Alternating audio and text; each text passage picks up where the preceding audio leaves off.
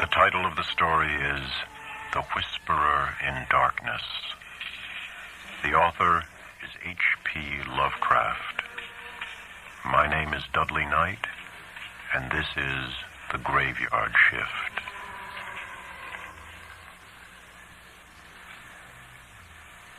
Bear in mind closely that I did not see any actual visual horror at the end.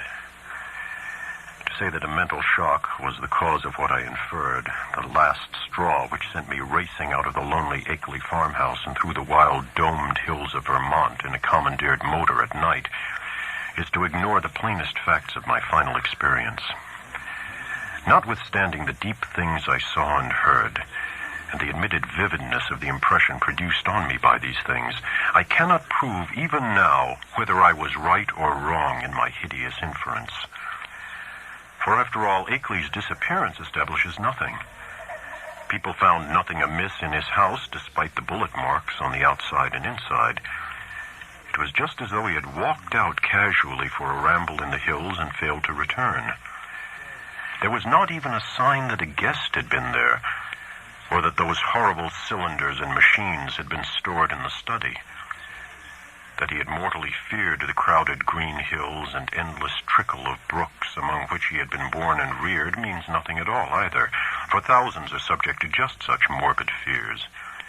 Eccentricity, moreover, could easily account for his strange acts and apprehensions toward the last. The whole matter began, so far as I am concerned, with the historic and unprecedented Vermont floods of November 3rd, 1927. I was then, as now, an instructor of literature at Miskatonic University in Arkham, Massachusetts, and an enthusiastic amateur student of New England folklore.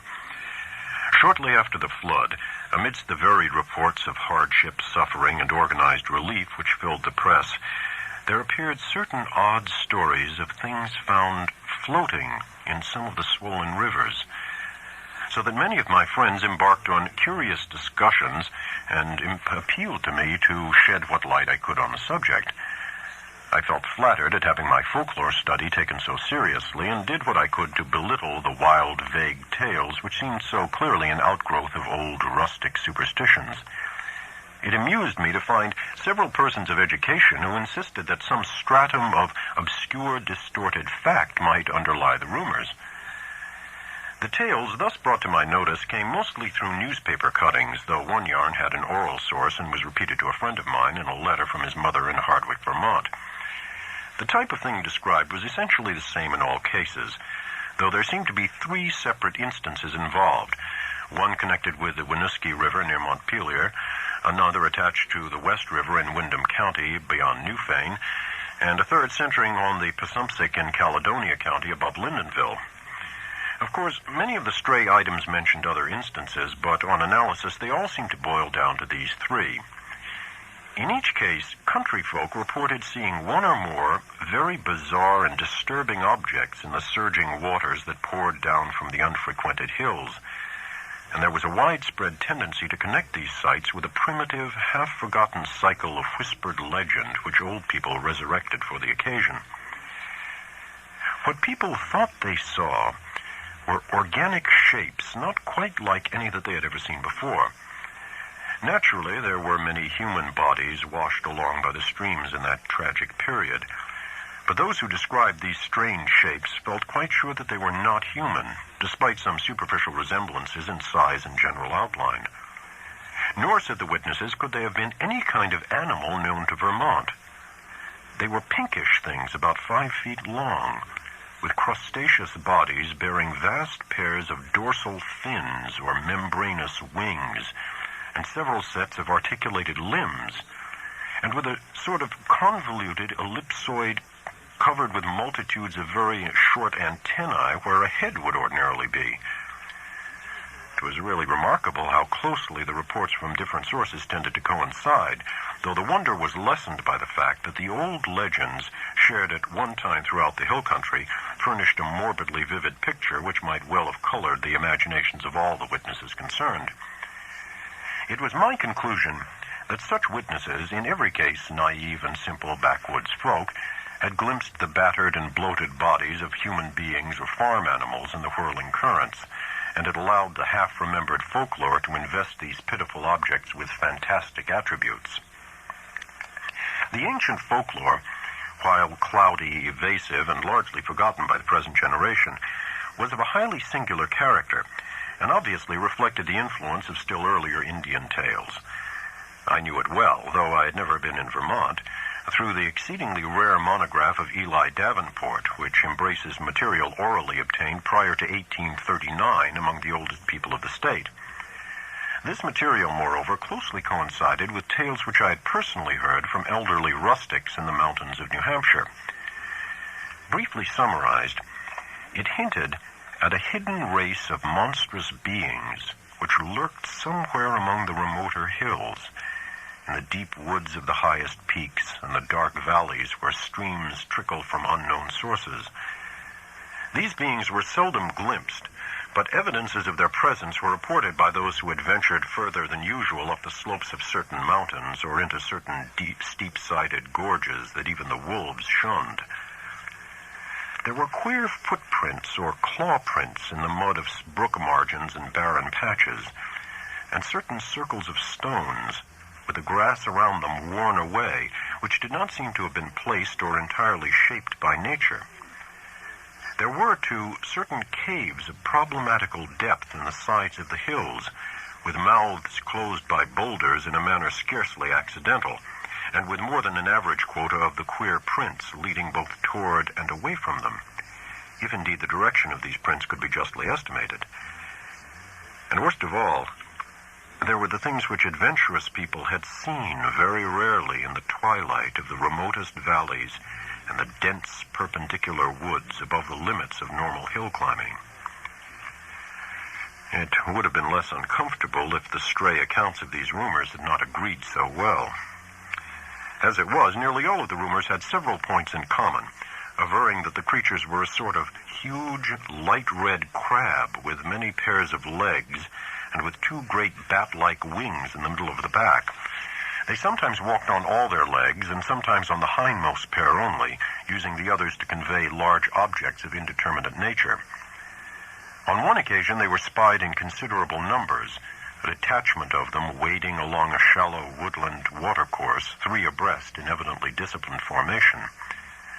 Once a specimen was seen flying, launching itself from the top of a bald, lonely hill at night, and vanishing in the sky after its great flapping wings had been silhouetted an instant against the full moon. These things seemed content on the whole to let mankind alone, though they were at times held responsible for the disappearance of venturesome individuals, especially persons who built houses too close to certain valleys or too high up on certain mountains. Many localities came to be known as inadvisable to settle in, the feeling persisting long after the cause was forgotten. People would look up at some of the neighboring mountain precipices with a shudder, not even when not recalling how many settlers had been lost and how many farmhouses burnt to ashes on the lower slopes of these grim green sentinels. But while, according to the earliest legends, the creatures would appear to have harmed only those trespassing on their privacy, there were later accounts of their curiosity respecting men, and of their attempts to establish secret outposts in the human world. There were tales of the queer claw prints seen around farmhouse windows in the morning, and of occasional disappearances in regions outside the obviously haunted areas. Tales, besides, of buzzing voices in imitation of human speech, which made surprising offers to lone travelers on roads and cart paths in the deep woods, and of children frightened out of their wits by things seen or heard where the primal forest pressed close upon their dooryards.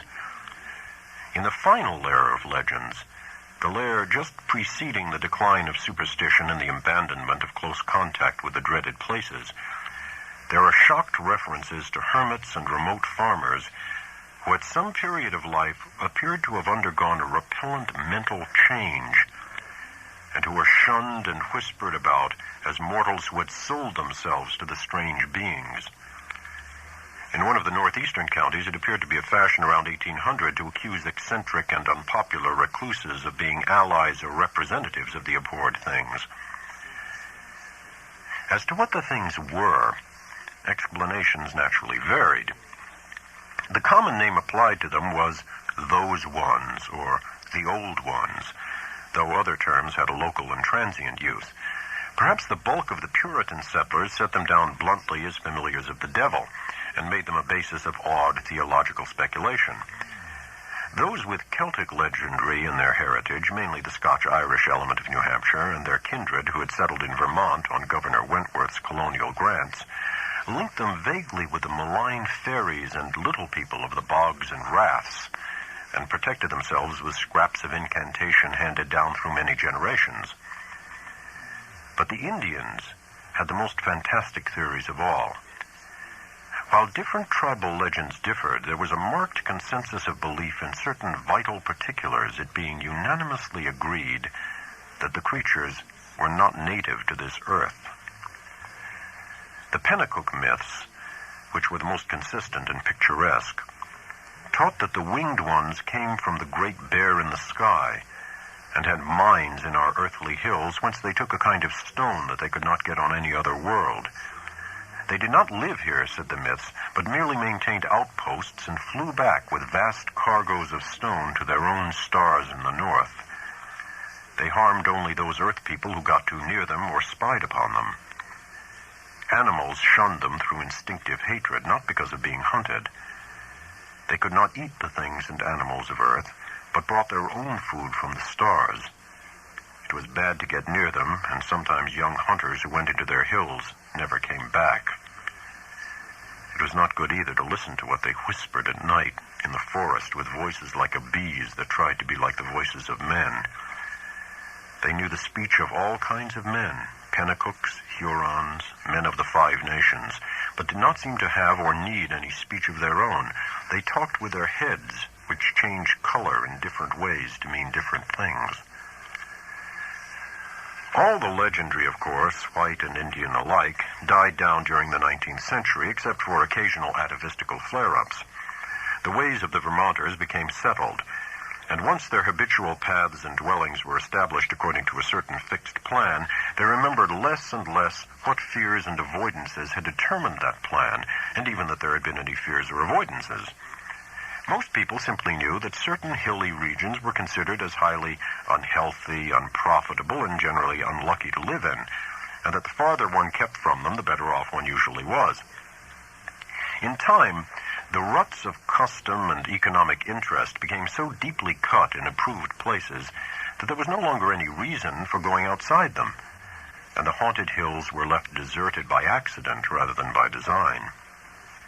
Save during infrequent local scares, only wonder-loving grandmothers and retrospective nonagenarians ever whispered of beings dwelling in those hills. And even such whisperers admitted that there was not much to fear from those things now that they were used to the presence of houses and settlements, and now that human beings let their chosen territory severely alone.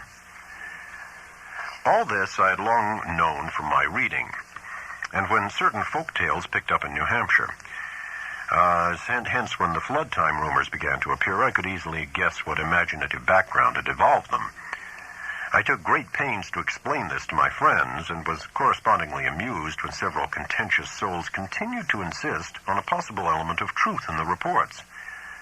Such persons tried to point out that the early legends had a significant persistence in uniformity, and that the virtually unexplored nature of the Vermont hills made it unwise to be dogmatic about what might or might not dwell among them. Nor could they be silenced by my assurance that all the myths were of a well-known pattern common to most of mankind, and determined by early phases of imaginative experience which always produced the same type of delusion. It was of no use to demonstrate to such opponents that the Vermont myths differed but little in essence from those universal legends of natural personification which filled the ancient world with fauns and dryads and satyrs, suggested the Kalikanzarai of modern Greece, and gave to wild Wales and Ireland their dark hints of strange, small, and terrible hidden races of troglodytes and burrowers. No use either to point out that even among even more startlingly similar belief of the Nepalese hill tribes in the dreaded Migo, or abominable snowmen, who lurk hideously amidst the ice and rock pinnacles of the Himalayan summits. When I brought up this evidence, my opponents turned it against me by claiming that it must imply some actual historicity for the ancient tales, that it must argue the real existence of some queer elder Earth race, driven to hiding after the advent and dominance of mankind, which might very conceivably have survived in reduced numbers to relatively recent times, or even to the present. The more I laughed at such theories, the more these stubborn friends asseverated them, adding that even without the heritage of legend, the recent reports were too clear, consistent, detailed, and sanely prosaic in manner of telling to be completely ignored. 2 or 3 fanatical extremists went so far as to hint at possible meanings in the ancient Indian tales, which gave the hidden beings a non-terrestrial origin, citing the extravagant books of Charles Fort with their claims that voyagers from outer worlds and outer space have often visited the Earth. Most of my foes, however, were merely romanticists who insisted on trying to transfer to real life the fantastic lore of lurking little people made popular by the magnificent horror fiction of Arthur Machen. As was only natural under the circumstances, this piquant debating finally got into print in the form of letters to the Arkham Advertiser, some of which were copied in the press of those Vermont regions whence the flood stories came. The Rutland Herald gave half a page of extract from the letters on both sides, while the Brattleboro Reformer reprinted one of my long historical and mythological summaries in full, with some accompanying comments in the Pendrifter's thoughtful column, which supported and applauded my skeptical conclusions. By the spring of 1928, I was almost a well-known figure in Vermont, notwithstanding the fact that I had never set foot in the state. Then came the challenging letters from Henry Akeley, which impressed me so profoundly, and which took me for the first and last time to that fascinating realm of crowded green precipices and muttering forest streams. Most of what I know of Henry Wentworth Akeley was gathered by correspondence with his neighbors and with his only son in California after my experience in his lonely farmhouse. He was, I discovered, the last representative in his home soil of a long, locally distinguished line of jurists, administrators, and gentlemen agriculturalists. In him, however, the family mentally had veered away from practical affairs to pure scholarship, so that he had been a notable student of mathematics, astronomy, biology, anthropology, and folklore at the University of Vermont. I had never previously heard of him, and he did not give many autobiographical details in his communications, but from the first I saw that he was a man of character, education, and intelligence, albeit a recluse with very little worldly sophistication. Despite the incredible nature of what he claimed, I could not help at once taking Akeley more seriously than I had taken any of the other challengers of my views. For one thing, he was really close to the actual phenomena, visible and tangible, that he speculated so grotesquely about. And for another, he was amazingly willing to leave his conclusions in a tentative state like a true man of science. He had no personal preferences to advance, and was always guided by what he took to be solid evidence.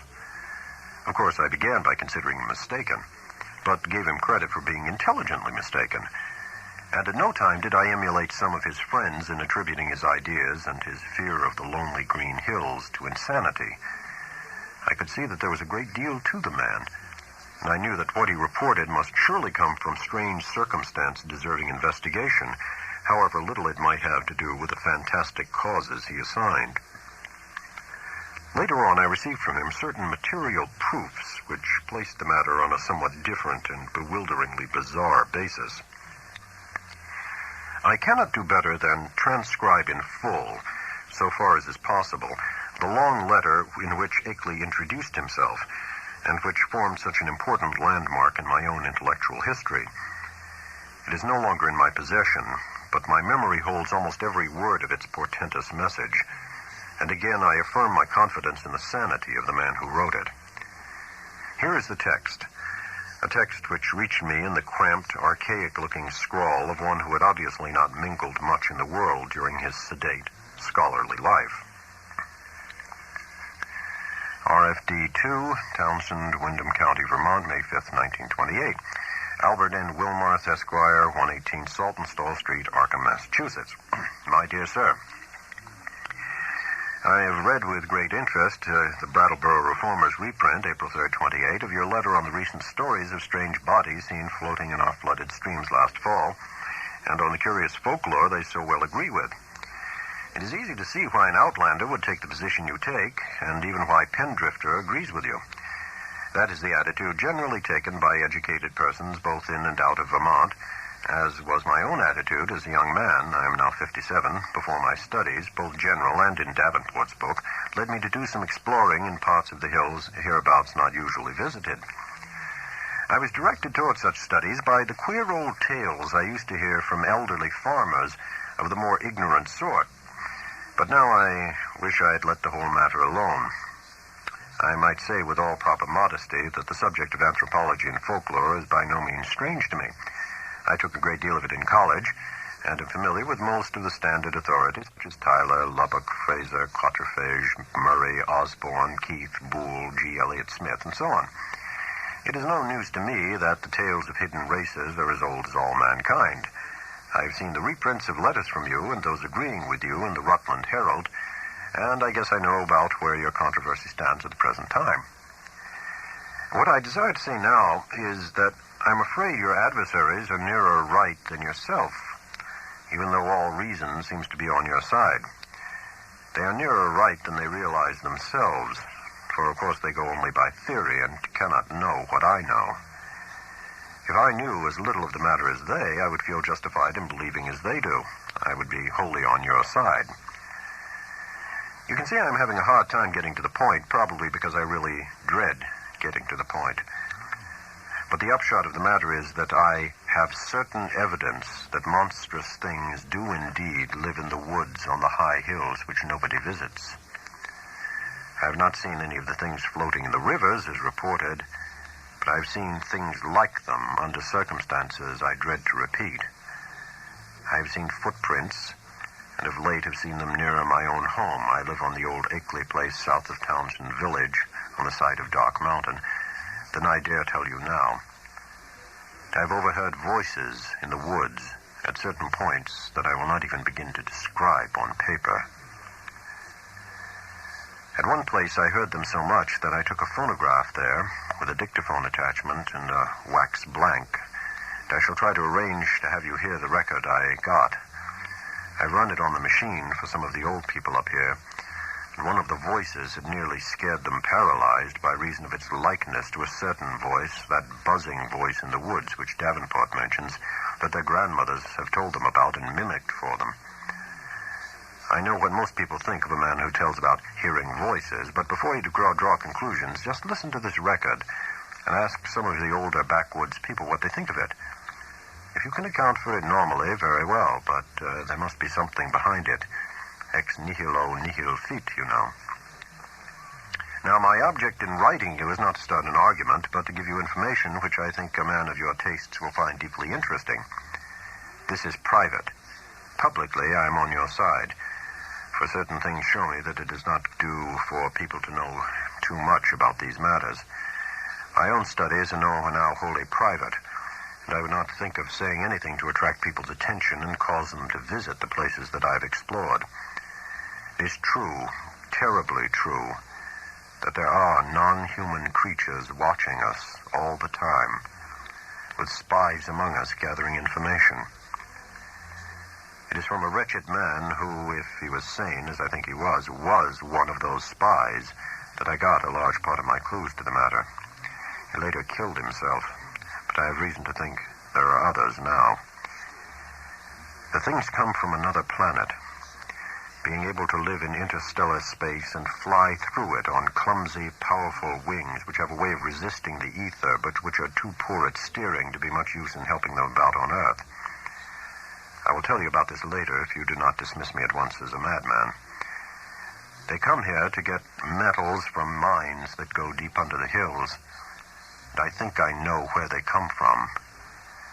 They will not hurt us if we let them alone, but no one can say what will happen if we get too curious about them. Of course, a good army of men could wipe out their mining colony. That is what they're afraid of. But if that happened, more would come from outside, any number of them. They could easily conquer the Earth. But they've not tried so far because they've not needed to. They would rather leave things as they are to save bother. I think they mean to get rid of me because of what I have discovered. There's a great black stone with unknown hieroglyphics half worn away, which I found in the woods on Round Hill east of here. And after I took it home, everything became different. If they think I suspect too much, they will either kill me or take me off the Earth to where they come from. They like to take away men of learning once in a while to keep informed on the state of things in the human world. This leads me to my secondary purpose in addressing you, namely to urge you to hush up the present debate rather than give it more publicity. People must be kept away from these hills, and in order to effect this, their curiosity ought not to be aroused any further. Heaven knows there is peril enough anyway from promoters and real estate men flooding Vermont with herds of summer people to overrun the wild places and cover the hills with cheap bungalows. I shall welcome further communication with you and shall try to send you the phonograph record in black stone, which is so worn that photographs don't show much, by express if you are willing. I say try because I think these creatures have a way of tampering with things around here. There is a sullen, furtive fellow named Brown on a farm near the village who I think is their spy. Little by little, they are trying to cut me off from our world because I know too much about their world. They have the most amazing way of finding out what I do. You may not even get this letter. I think I shall have to leave this part of the country and go live with my son in San Diego, California, if things get any worse. But it's not easy to give up the place you were born in and where your family has lived for 6 generations. Also, I would hardly dare sell this house to anybody now that the creatures have taken notice of it. They seem to be trying to get the black stone back and destroy the phonograph record, but I shall not let them if I can help it. My great police dogs always hold them back, for there are very few here as yet, and they are clumsy at getting about. As I've said, their wings are not much use for short flights on Earth. I'm on the very brink of deciphering that stone in a very terrible way, and with your knowledge of folklore, you may be able to supply the missing links enough to help me. I suppose you know all about the fearful myths antedating the coming of man to the Earth, the Yog-Sothoth and Cthulhu cycles, which are hinted at in the Necronomicon. I had access to a copy of that once, and I hear that you have one in your college library under lock and key. To conclude, Mr. Wilmarth, I think that with your respective studies, we can be very useful to each other. I don't wish to put you in any peril, and I suppose I ought to warn you that possession of the stone and the record won't be very safe, but I think you will find any risks worth running for the sake of knowledge.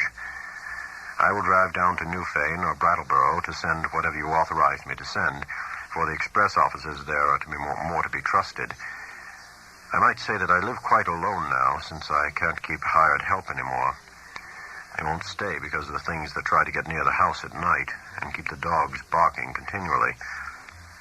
I'm glad I didn't get as deep into this business while my wife was alive, for it would have driven her mad. Hoping that I'm not bothering you unduly and that you will decide to get in touch with me rather than throw this letter into the wastebasket as a madman's raving, I am yours very truly, Henry W. Akeley. P.S. I'm making some extra prints of certain photographs taken by me, which I think will help to prove a number of the points I have touched on. The old people think they are monstrously true. I will send you these very soon if you're interested. HWA. It would be difficult to describe my sentiments upon reading this strange document for the first time. By all ordinary rules, I ought to have laughed more loudly at these extravagances than at the far milder theories which had previously moved me to mirth, yet something in the tone of the letter made me take it with a paradoxical seriousness. Not that I believed for a moment in the hidden race from the stars which my correspondent spoke of, but that after some grave preliminary doubts, I grew to feel oddly sure of his sanity and sincerity, and of his confrontation by some genuine, though singular and abnormal phenomenon which he could not explain except in this imaginative way. It could not be as he thought it, I reflected, yet on the other hand it could not be otherwise than worthy of investigation. The man seemed unduly excited and alarmed about something, but it was hard to think that all cause was lacking. He was so specific and logical in certain ways, and after all, his yarn did fit in so perplexingly well with some of the old myths, even the wildest Indian legends, that he had really overheard disturbing voices in the hills and had really found the black stone he spoke about was wholly possible, despite the crazy inferences he had made, inferences probably suggested by the man who had claimed to be a spy of the outer beings and had later killed himself.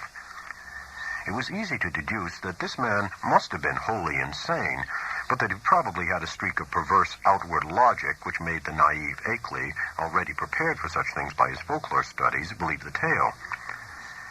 As for the latest developments, it appeared from his inability to keep hired help that Akeley's humbler rustic neighbors were as convinced as he that the house was besieged by uncanny things at night. The dogs really barked, too. And then the matter of that phonograph record, which I could not but believe he had obtained in the way he said. It must mean something.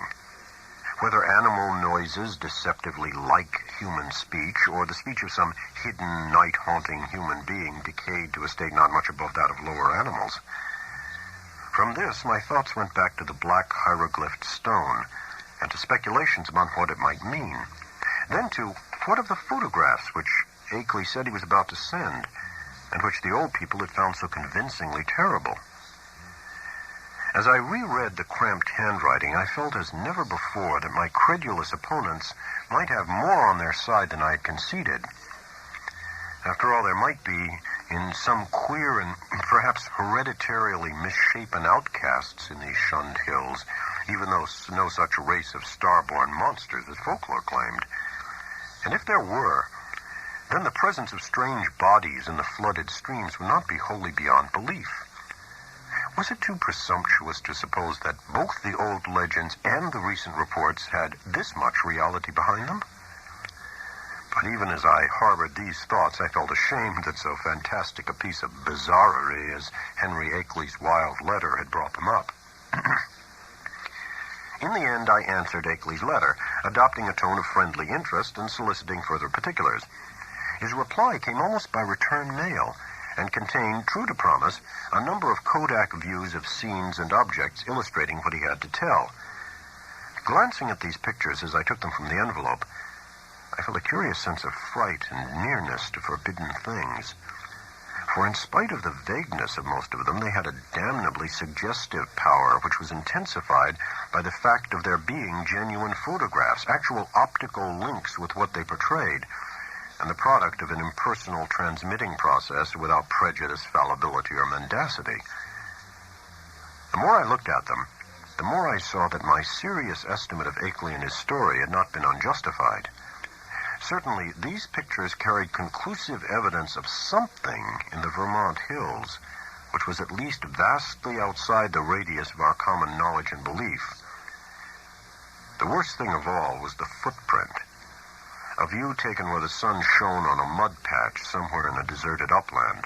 This was no cheaply counterfeited thing, I could see at a glance, for the sharply defined pebbles and grass blades in the field of vision gave a clear index of scale and left no possibility of a tricky double exposure. I have called the thing a footprint, but claw print would be a better term. Even now I can scarcely describe it, save to say that it was hideously crab-like, that there seemed to be some ambiguity about its direction. It was not a very deep or fresh print, but seemed to be about the size of an average man's foot. From a central pad, pairs of saw-toothed nippers projected in opposite directions, quite baffling as to function, if indeed the whole object were exclusively an organ of locomotion. Another photograph, evidently a time exposure taken in deep shadow, was of the mouth of a woodland cave, with a boulder of rounded regularity choking the aperture. On the bare ground in front of it, one could just discern a dense network of curious tracks, and when I studied the picture with a magnifier, I felt uneasily sure that the tracks were like the one in the other view. A third picture showed a druid-like circle of standing stones on the summit of a wild hill. Around the cryptic circle, the grass was very much beaten down and worn away, though I could not detect any footprint even with a glass. The extreme remoteness of the place was apparent from the veritable sea of tenantless mountains which formed the background and stretched away toward a misty horizon. But if the most disturbing of all the views was that of the footprint, the most curiously suggestive was that of the great black stone found in the Round Hill woods. Akeley had photographed it on what was evidently his study table, for I could see a row of books and a bust of Milton in the background. The thing, as nearly as one might guess, had faced the camera vertically with a somewhat irregularly carved surface of 1 or 2 feet. But to say anything definite about that surface or about the general shape of the whole mass almost defies the power of language. What outlandish geometrical principles had guided its cutting, for artificially cut it surely was, I could not even begin to guess. And never before had I seen anything which struck me as so strangely and so unmistakably alien to this world. Of the hieroglyphics on the surface, I could discern very few, but 1 or 2 that I did see gave me rather a shock. Of course, they might be fraudulent, for others besides myself had read the monstrous and abhorred Necronomicon of the mad Arab Abdul al-Hazred. But nevertheless, it made me shiver to recognize certain ideographs which study had taught me to link with the most blood-curdling and blasphemous whisperers of things that had had a kind of mad half-existence before the Earth and the other inner worlds of the solar system were made. Of the 5 remaining pictures, 3 were of swamp and hill scenes which seemed to bear traces of hidden and unwholesome tenancy. Another was of a queer mark in the ground very near Akeley's house, which he said he had photographed the morning after a night on which the dogs had barked more violently than usual. It was very blurred, but one could really draw no certain conclusions from it. But it did seem fiendishly like that other mark or claw print photographed on the deserted upland. The final picture was of the Akeley place itself, a trim white house of 2 stories and attic, about 1 1/4 centuries old, with a well-kept lawn and stone-bordered path leading up to a tastefully carved Georgian doorway. There were several huge police dogs on the lawn, squatting near a pleasant-faced man with close-cropped gray beard, whom I took to be Akeley himself, his own photographer, one might infer from the tube-connected bulb in his right hand. From the pictures, I turned to the bulky, closely written letter itself, and for the next 3 hours was immersed in a gulf of unutterable horror. Where Akeley had given only outlines before, he now entered into minute details, presenting long transcripts of words overheard in the woods at night, long accounts of monstrous pinkish forms spied in thickets at twilight on the hills, and a terrible cosmic narrative derived from the application of profound and varied scholarship to the endless bygone discourses of the mad, self-styled spy who had killed himself. I found myself faced by names and terms that I had heard elsewhere in the most hideous of connections. Yuggoth, Great Kutulyu, Tsathagoa, Yog-Sothoth, R'lyeh, Nyarlathotep, Azathoth, Hastur, Yian, Leng, the Lake of Hali, Bethmura, the Yellow Sign, Lemur Cthulhos, Bran, and the Magnum Incominandum, and was drawn back through nameless eons and inconceivable dimensions to worlds of elder outer entity, at which the crazed author of the Necronomicon had only guessed in the vaguest way. I was told of the pits of primal life, and of the streams that had trickled down therefrom, and finally the tiny rivulet from one of those streams which had become entangled with the destinies of our own earth. My brain whirled, and where before I had attempted to explain things away, I now began to believe in the most abnormal and incredible wonders. The array of vital evidence was damnably vast and overwhelming, and the cool, scientific attitude of Akeley, an attitude removed as far as imaginable from the demented, the fanatical, and the hysterical, even the extravagantly speculative, had a tremendous effect on my thought and judgment. By the time I laid the frightful letter aside, I could understand the fears he had come to entertain, and was ready to do anything in my power to keep people away from those wild, haunted hills. Even now, when time has dulled the impression and made me half question my own experience and horrible doubts, there are things in that letter of Akeley's which I would not quote or even form into words on paper. I'm almost glad that the letter and record and photographs are gone now. And I wish, for reasons I shall soon make clear, that the new planet beyond Neptune had not been discovered. With the reading of that letter, my public debating about the Vermont horror permanently ended. Arguments from opponents remained unanswered or put off with promises, and eventually the controversy petered out into oblivion. During late May and June, I was in constant correspondence with Akeley, though once in a while a letter would be lost, so that we would have to retrace our ground and perform considerable laborious copying. What we were trying to do as a whole was to compare notes in matters of obscure mythological scholarship and arrive at a clearer correlation of the Vermont horrors with the general body of primitive world legend. For one thing, we virtually decided that these morbidities and the hellish Himalayan Migo were one and the same order of incarnated nightmare. There was also absorbing zoological conjectures, which I would have referred to Professor Dexter in my own college, but for Akeley's imperative command to tell no one of the matter before us. If I seem to disobey that command now, it is only because I think that at this stage a warning about those farther Vermont hills and about those Himalayan peaks which bold explorers are more and more determined to ascend is more conducive to public safety than silence would be. One specific thing we were leading up to was a deciphering of the hieroglyphics on that infamous black stone, a deciphering which might well place us in possession of secrets deeper and more dizzying than any formerly known to man. Toward the end of June, the phonograph record came. Shipped from Brattleboro, since Akeley was unwilling to trust conditions on the branch line north of there, he had begun to feel an increased sense of espionage, aggravated by the loss of some of our letters, and said much about the insidious deeds of certain men whom he considered tools and agents of the hidden beings. Most of all, he suspected the surly farmer, Walter Brown, who lived alone on a run-down hillside place near the deep woods, and who was seen loafing around corners in Brattleboro, Bellows Falls, Newfane, and South Londonderry in the most inexplicable and seemingly unmotivated way.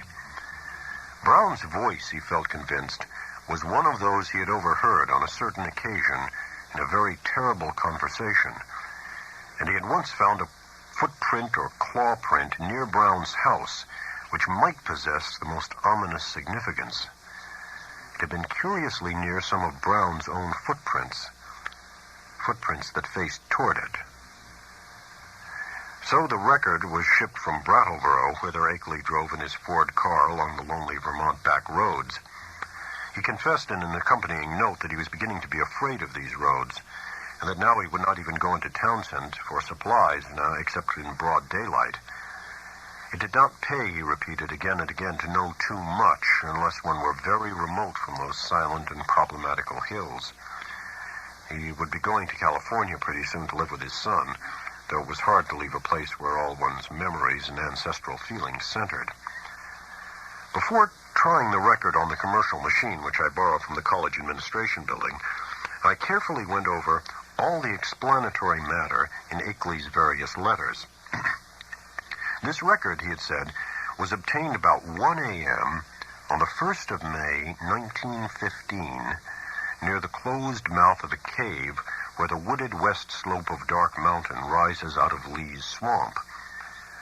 The place had been unusually plagued with strange voices, this being the reason he had brought the phonograph, dictaphone, and blank in expectation of results. Former experience had told him that May Eve, the hideous Sabbath night of underground European legend, would probably be more fruitful than any other date. And he was not disappointed.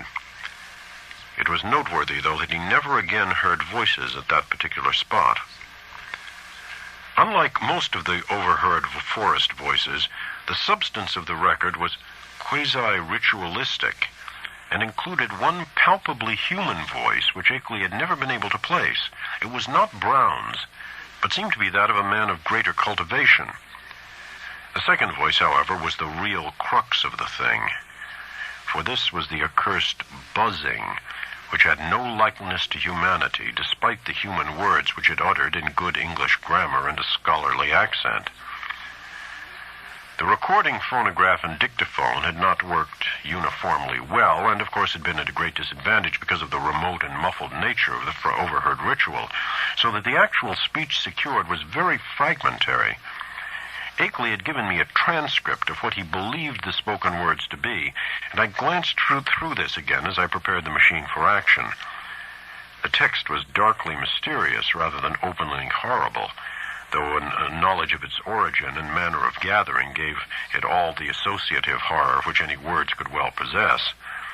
I will present it here in full as I remember it, and I am fairly confident that I know it correctly by heart, not only from reading the transcript, but from playing the record itself over and over again. It is not a thing which one might readily forget. Indistinguishable sounds. A cultivated male human voice. Is the Lord of the wood even to, and the gifts of the men of Lang, so from the wells of night to the gulfs of space, and from the gulfs of space to the wells of night, ever the praises of great Cthulhu, of Sathagoa, and of him who is not to be named. Ever their praises, and abundance to the black goat of the woods, Ea Shub-Niggurath, the goat with 1,000 young. A buzzing imitation of human speech. Ea Shub-Niggurath, the black goat of the woods with 1,000 young. Human voice.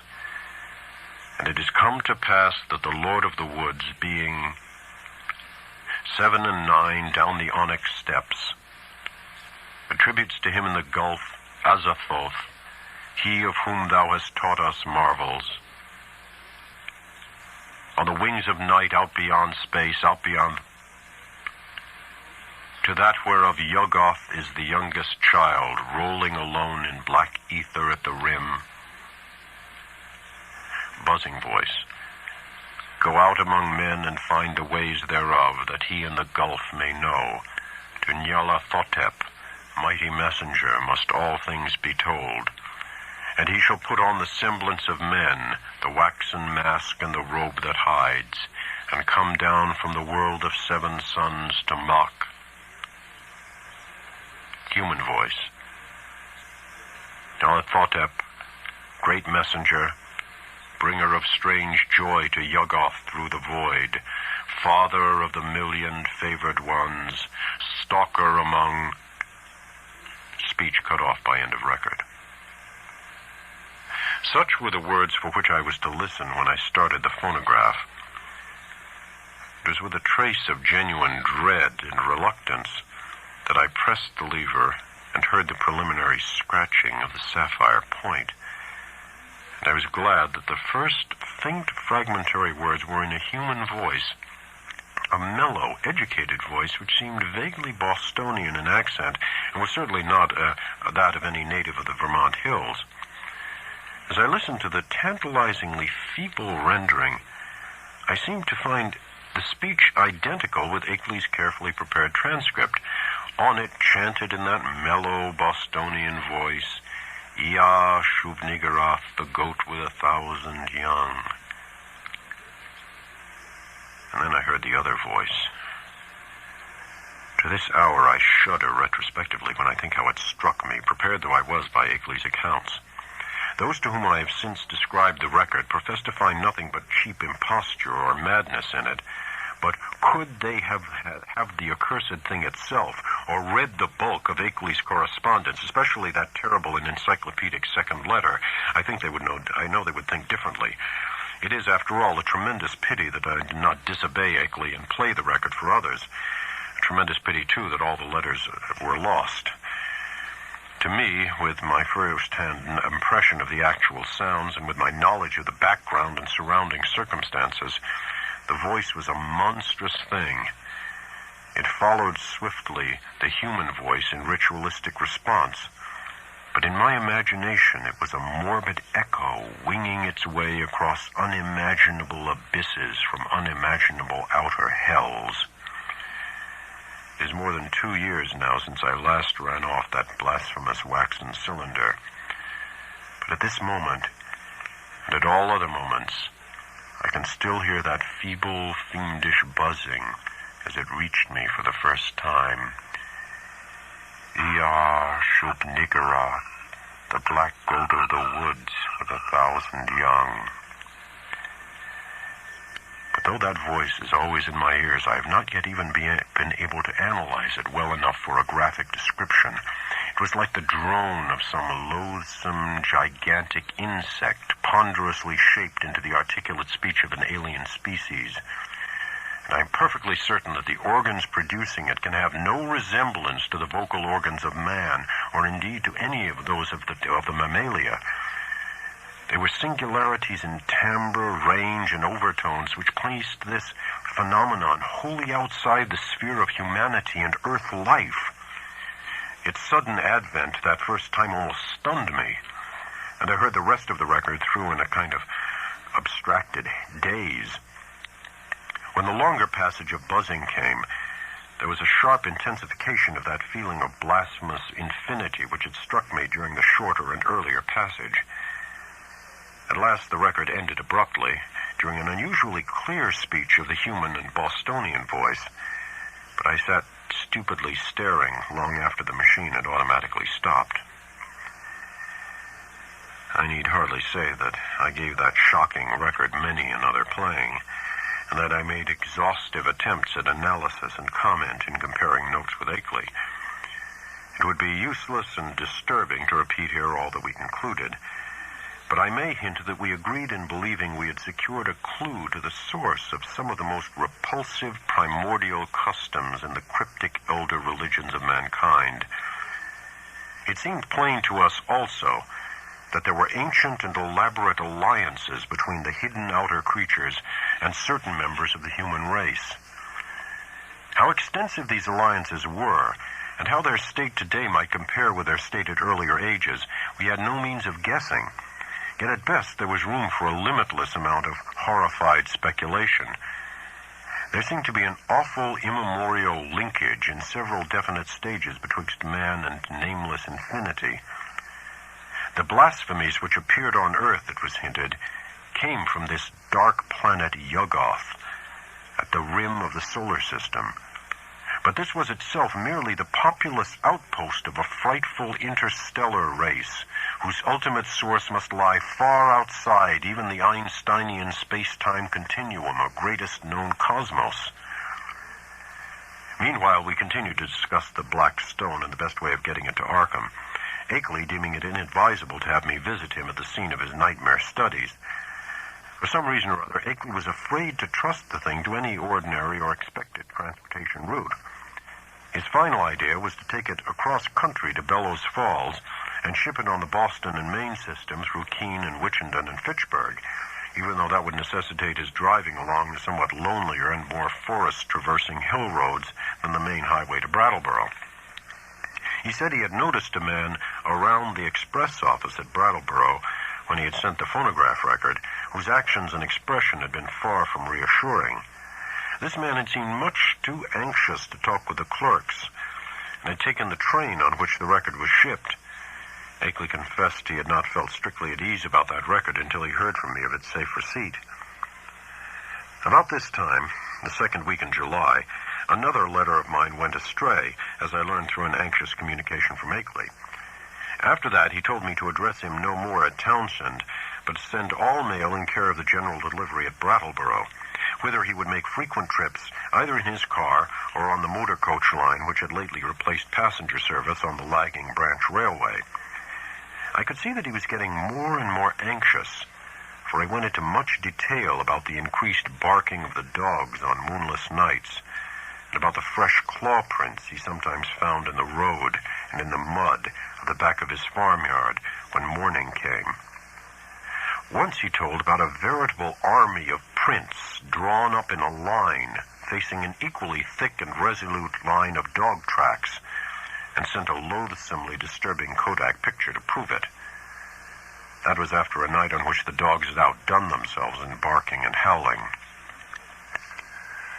On the morning of Wednesday, July 18, I received a telegram from Bellows Falls, in which Akeley said he was expressing the Black Stone over the B&M on train number 5508, leaving Bellows Falls at 12:15 p.m. Standard Time and due at the North Station in Boston at 4:12 p.m. It ought, I calculated, to get up to Arkham at least by the next noon, and accordingly I stayed in all Thursday morning to receive it. But noon came and went without its advent, and when I telephoned down to the express office, I was informed that no shipment for me had arrived. My next act, performed amidst a growing alarm, was to give a long-distance call to the express agent at the Boston North Station, and I was scarcely surprised to learn that my consignment had not appeared. Train number 5508 had pulled in only 35 minutes late on the day before, but it contained no box addressed to me.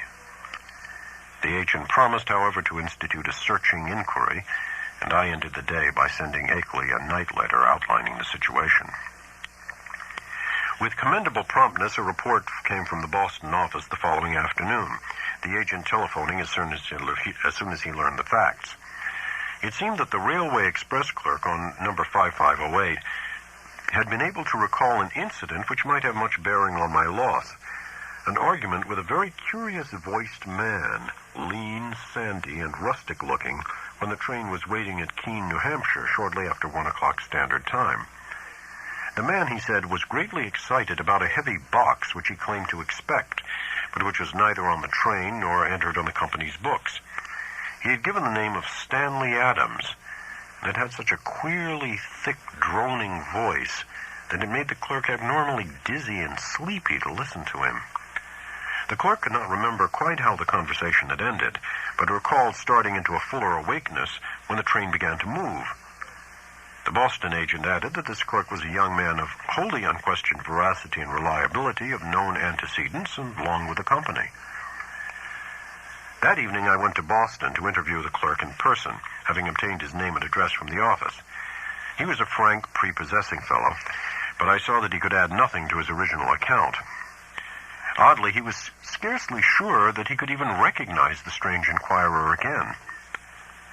Realizing that he had no more to tell, I returned to Arkham and sat up until morning writing letters to Akeley, to the express company, and to the police department and station agent in Keene.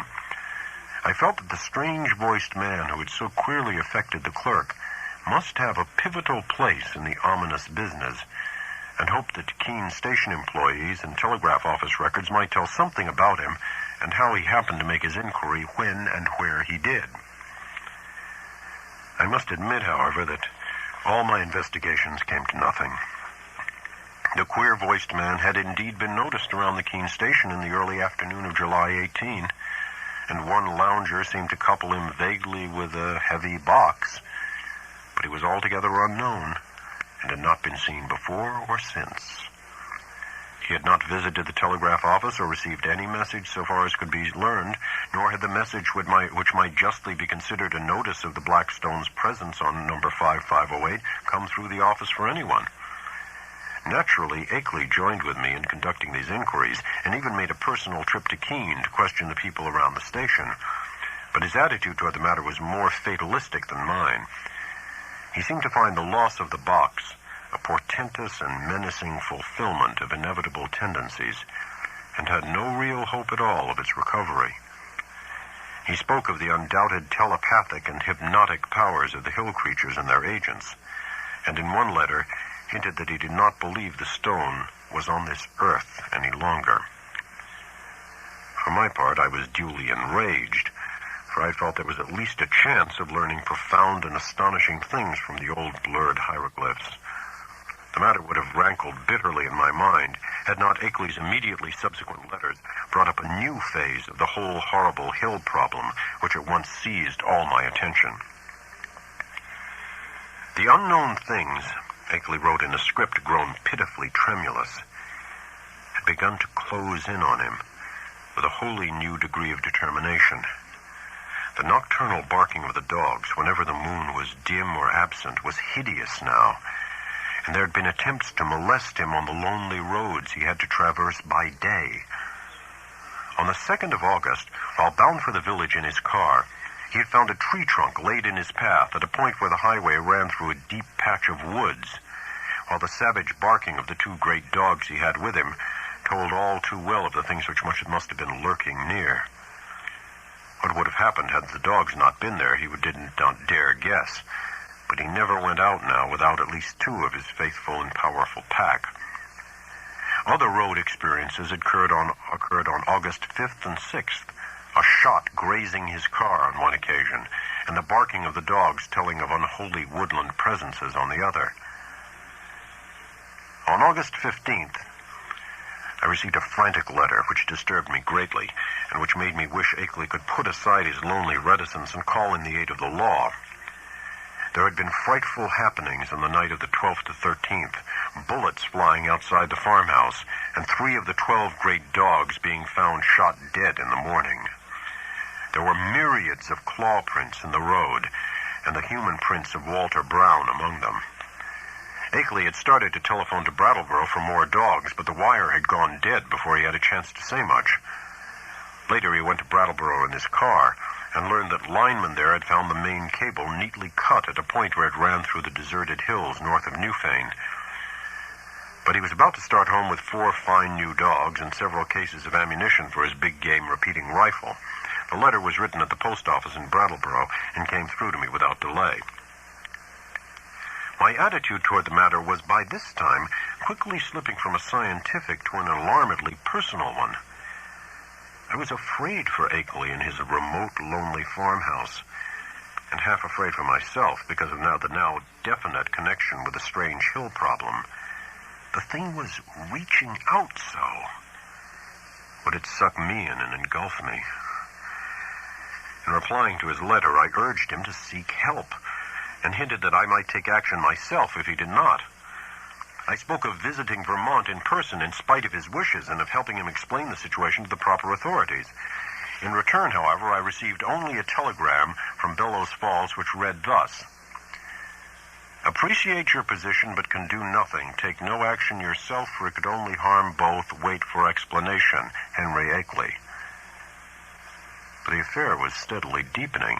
Upon my replying to the telegram, I received a shaky note from Akeley with the astonishing news that he had not only never sent the wire, but had not received the letter from me to which it was an obvious reply. Hasty inquiries by him at Bellows Falls had brought out that the message was deposited by a strange, sandy-haired man with a curiously thick, droning voice, though more than this he could not learn. The clerk showed him the original text as scrawled in pencil by the sender, but the handwriting was wholly familiar. It was noticeable that the signature was misspelled, Akeley, without the second E. Certain conjectures were inevitable, but amidst the obvious crisis he did not stop to elaborate on them. He spoke of the death of more dogs, and the purchase of still others, and of the exchange of gunfire which had become a settled feature each moonless night. Brown's prints and the prints of at least 1 or 2 more shod human figures were now found regularly among the claw prints in the road and at the back of the farmyard. It was, Akeley admitted, a pretty bad business, and before long he would probably have to go live with his California son, whether or not he could sell the old place. But it was not easy to leave the only spot one could really think of as home. He must try to hang on a little longer. Perhaps he could scare off the intruders, especially if he openly gave up all further attempts to penetrate their secrets. Writing Akeley at once, I renewed my offers of aid, and spoke again of visiting him and helping him convince the authorities of his dire peril.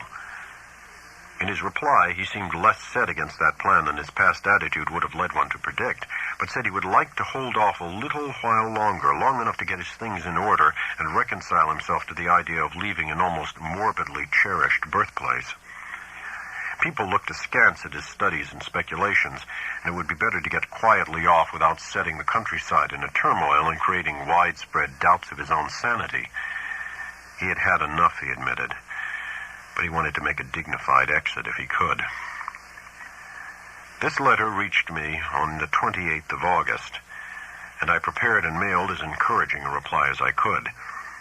Apparently, the encouragement had effect, for Akeley had fewer terrors to report when he acknowledged my note. He was not very optimistic, though, and expressed the belief that it was only the full moon season which was holding the creatures off. He hoped there would not be as many densely cloudy nights, and talked vaguely of boarding in Brattleboro when the moon waned. Again, I wrote him encouragingly, but on September 5th, there came a fresh communication which had obviously crossed my letter in the mails, and to this I could not give any such hopeful response. In view of its importance, I believe I had better give it in full, as best as I can do from memory of the shaky script. It ran substantially as follows.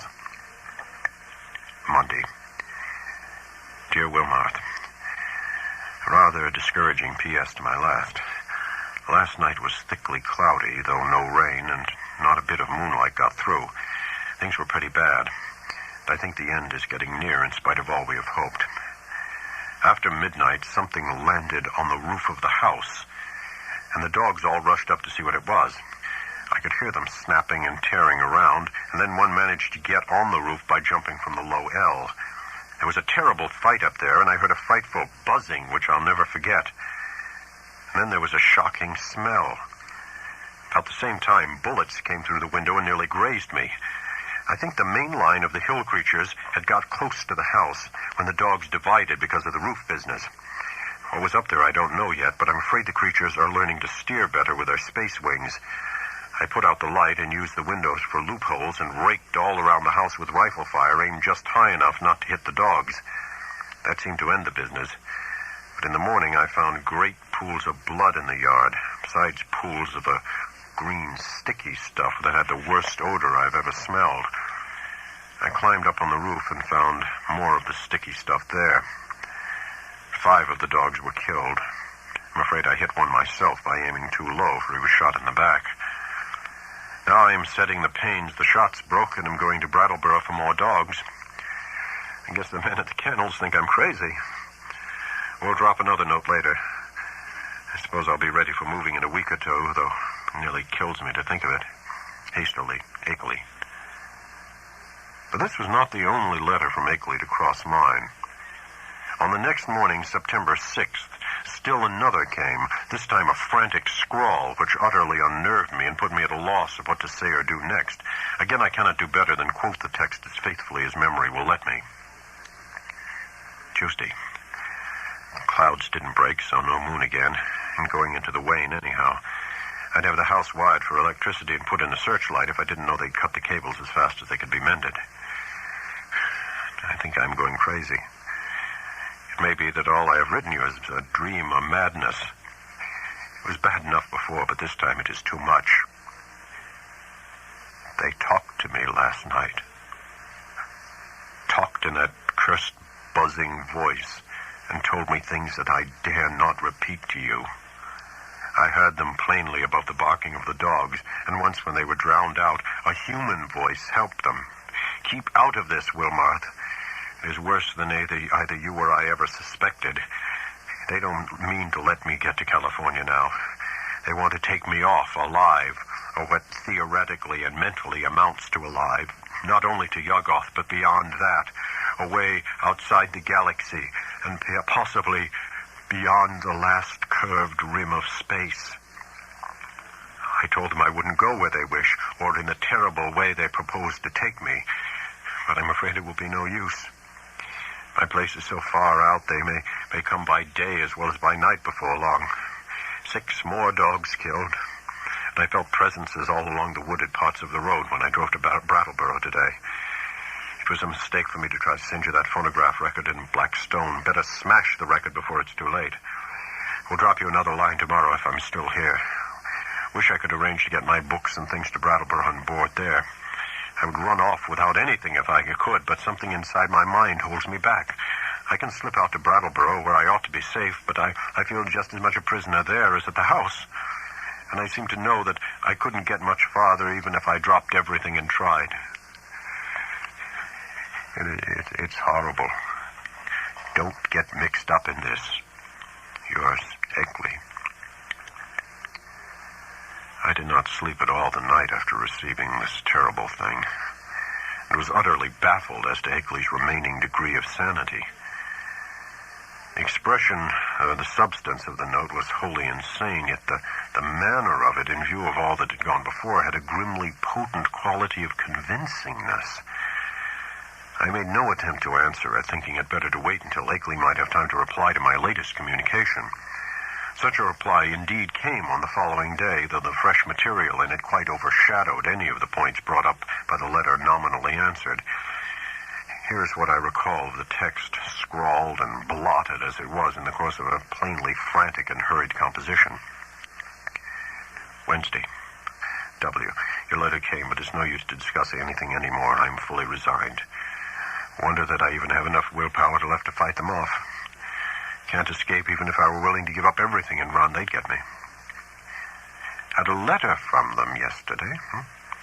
RFD man brought it while I was at Brattleboro, typed and postmarked Bellows Falls. Tells me what they want to do with me. I can't repeat it. Look out for yourself, too. Smash that record. Cloudy nights keep up and the moon waning all the time. Wish I dared to get help. It might brace up my willpower, but everyone who would dare to come at all would call me crazy unless there happened to be some proof. Couldn't ask people to come for no reason at all. I'm all out of touch with everybody and have been for years. But I haven't told you the worst, Wilmot. Brace up to read this, but it will give you a shock. I'm telling the truth, though. It is this. I have seen and touched one of the things, or part of one of the things. God, man, but it's awful. It was dead, of course. One of the dogs had it, and I found it near the kennel this morning. I tried to save it in the woodshed to convince people of the whole thing, but it all evaporated in a few hours. Nothing left.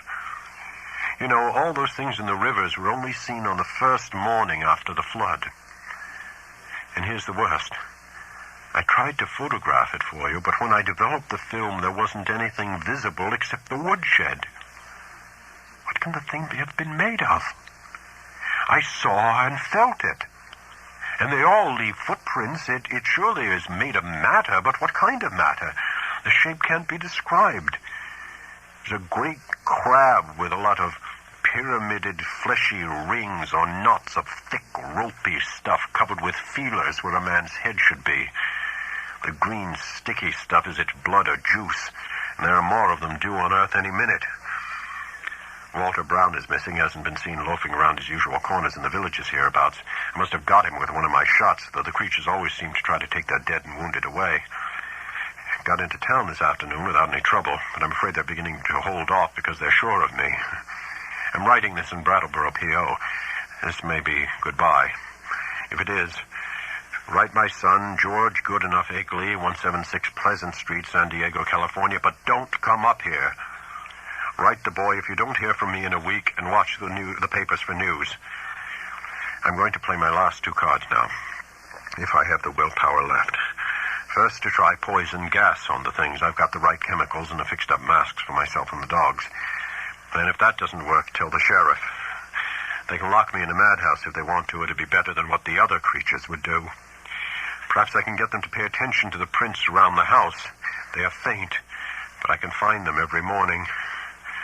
Suppose the police would say I faked them somehow. They all think I'm a queer character. Must try to have a state policeman spend a night here and see for himself, though it would be just like the creatures to learn about it and hold off that night. They cut my wires whenever I try to telephone in the night. The linemen think it is very queer and may testify for me if they don't go and imagine I cut them myself. I haven't tried to keep them repaired for over a week now. I could get some of the ignorant people to testify for me about the reality of the horrors, but everybody laughs at what they say, and anyway, they've shunned my place for so long they don't know any of the new events. You couldn't get one of those run-down farmers to come within a mile of my house for love or money. The mail carrier hears what they say and jokes me about it. God, if I only did tell him how real it is. I think I'll try and get him to notice the prints, but he comes in the afternoon and they're usually about gone by that time.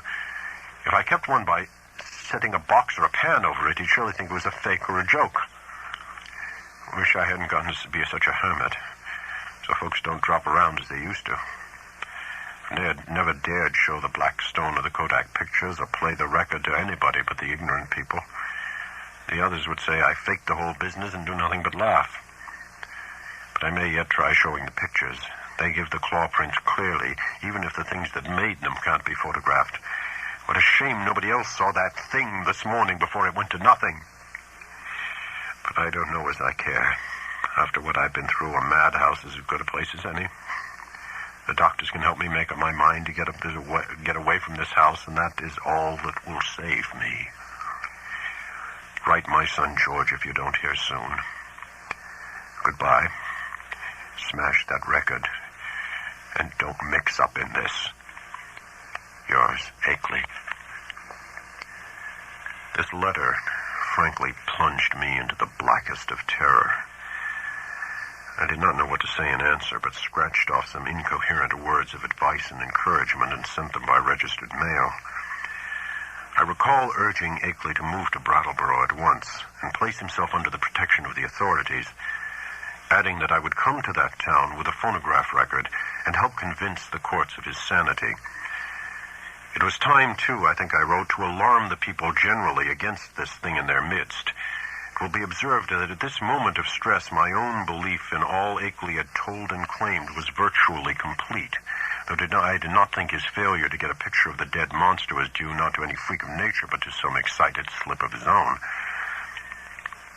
Then, apparently crossing my incoherent note and reaching me Saturday afternoon, September 8th, came that curiously different and calming letter, neatly typed on a new machine. That strange letter of reassurance and invitation which must have marked so prodigious a transition in the whole nightmare drama of the Lonely Hills. Again, I will quote from memory, seeking for special reasons to preserve as much of the flavor of the style as I can. It was postmarked Bellows Falls, and the signature, as well as the body of the letter, was typed, as is frequent with beginners in typing.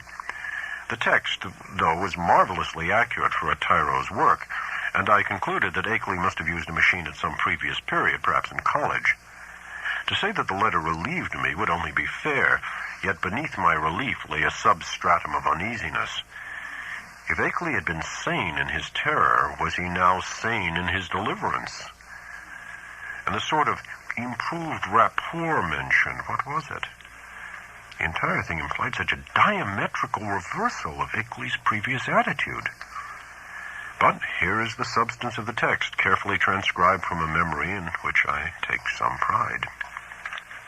Townsend, Vermont, Thursday, September 6th, 1928. My dear Wilmarth, it gives me great pleasure to be able to set you at rest regarding all the silly things I've been writing you. I say silly, although by that I mean my frightened attitude rather than any descriptions of certain phenomena.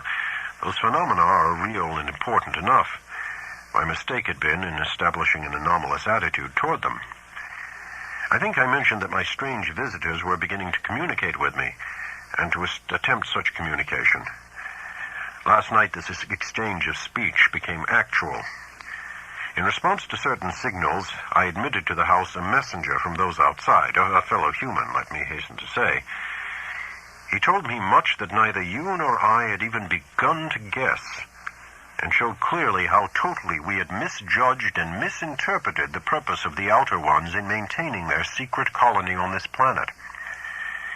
It seems that the evil legends about what they have offered to men and about what they wish in connection with the Earth are wholly the result of an ignorant misconception of allegorical speech.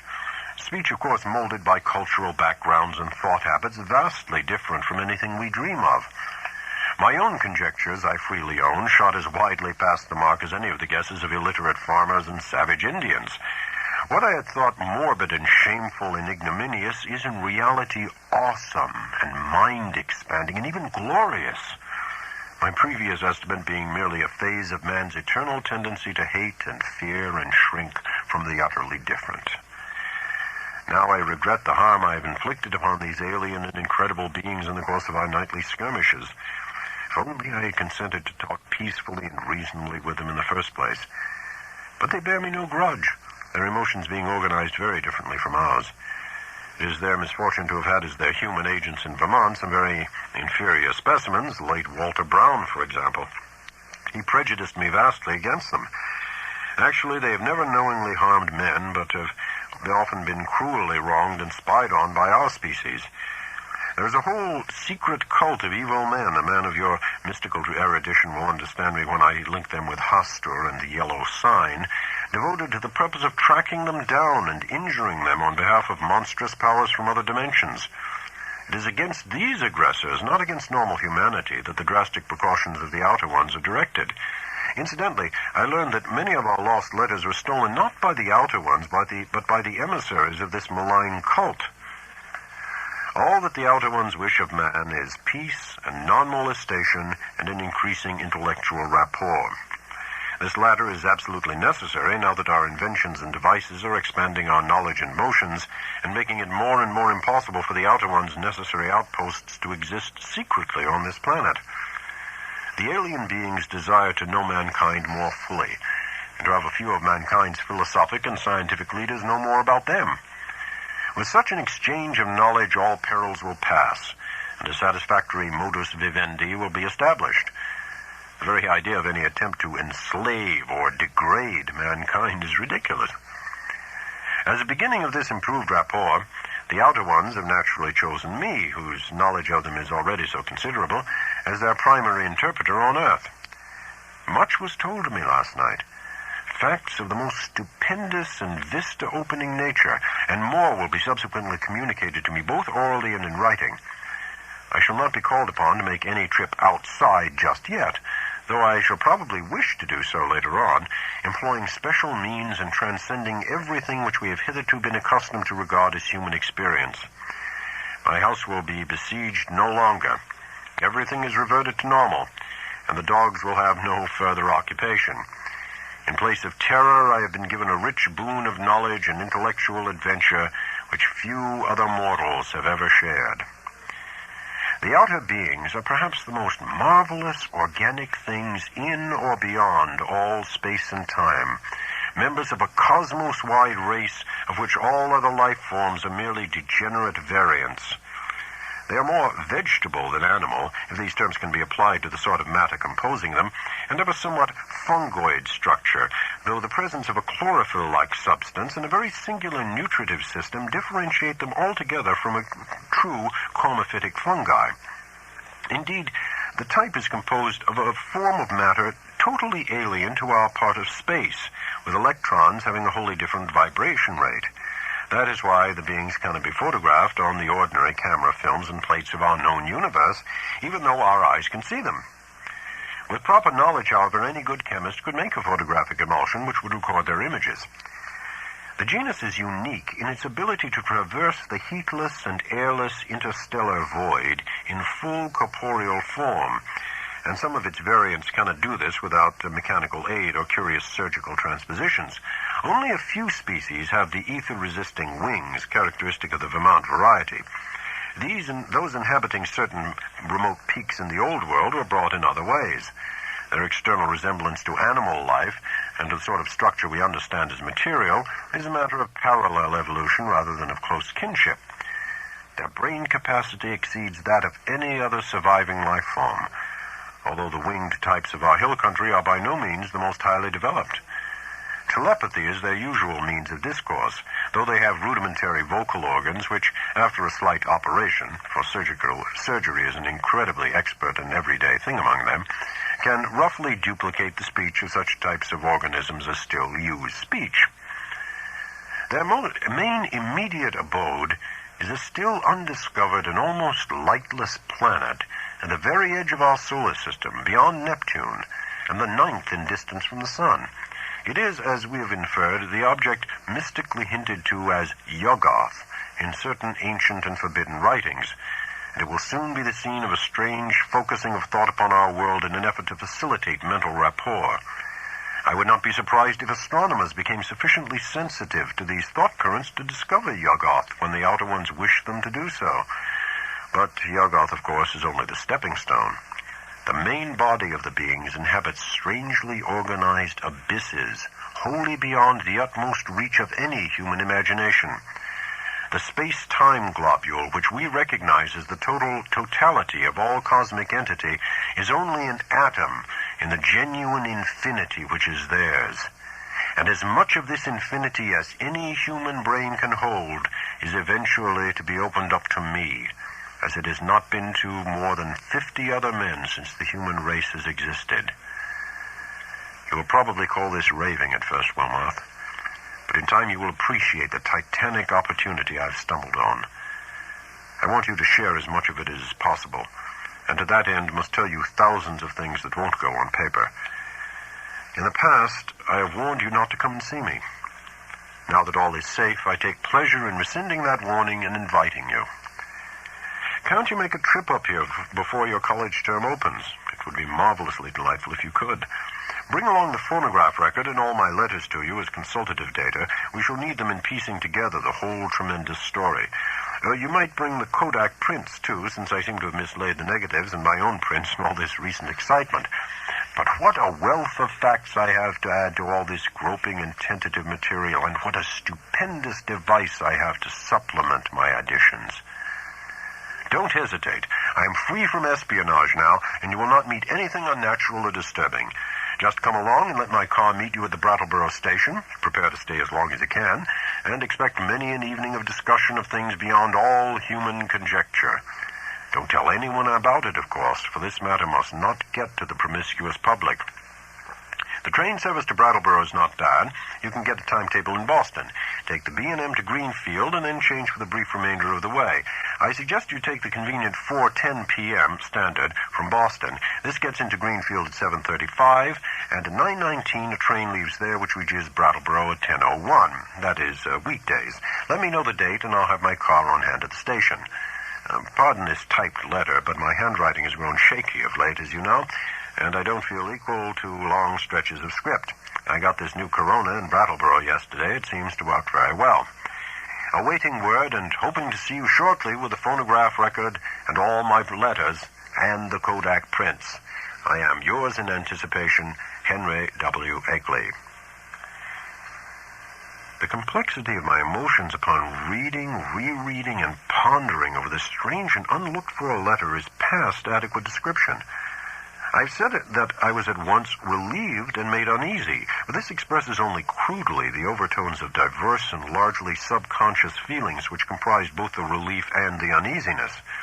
To begin with, the thing was so antipodally at variance with the whole chain of horrors preceding it. The change of mood from stark terror to cool complacency and even exultation was so unheralded, lightning-like, and complete. I could scarcely believe that a single day could so alter the psychological perspective of one who had written that final frenzied bulletin of Wednesday, no matter what relieving disclosures that day might have brought. At certain moments, a sense of conflicting unrealities made me wonder whether this whole distantly reported drama of fantastic forces were not a kind of half-illusory dream created largely within my own mind. Then I thought of the phonograph record and gave way to still greater bewilderment. The letter seemed so unlike anything which I could have been expecting. As I analyzed my impression, I saw that it consisted of two distinct phases. First, granting that Akeley had been sane before and was still sane, the indicated change in the situation was so swift and unthinkable. And secondly, the change in Akeley's own manner, attitude, and language was so vastly beyond the normal or predictable. The man's whole personality seemed to have undergone an insidious mutation, a mutation so deep that one could scarcely reconcile these two aspects with the supposition that both represented equal sanity. Word choice, spelling, all were subtly different.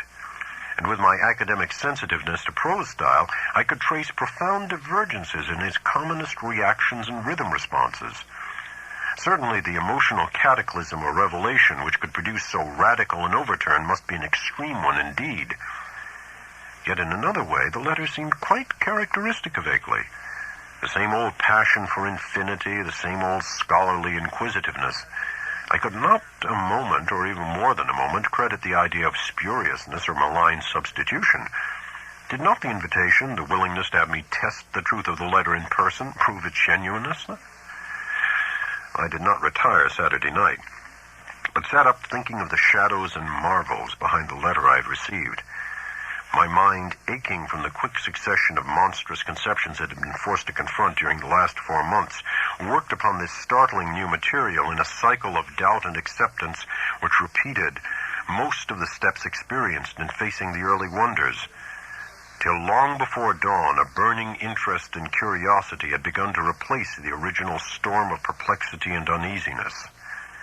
Mad or sane, metamorphosed or merely relieved, the chances were that Akeley had actually encountered some stupendous change of perspective in his hazardous research, some change at once diminishing his danger, real or fancied, and opening dizzying new vistas of cosmic and superhuman knowledge. My own zeal for the unknown flared up to meet his. I felt myself touched by the contagion of the morbid barrier breaking. To shake off the maddening and wearying limitations of time and space and natural law, to be linked with the vast outside, to come close to the nighted and abysmal secrets of the infinite and the ultimate, surely such a thing was worth the risk of one's life, soul, and sanity. And Akeley had said there was no longer any peril. He had invited me to visit him instead of warning me away as before. I tingled at the thought of what he might not have to tell me.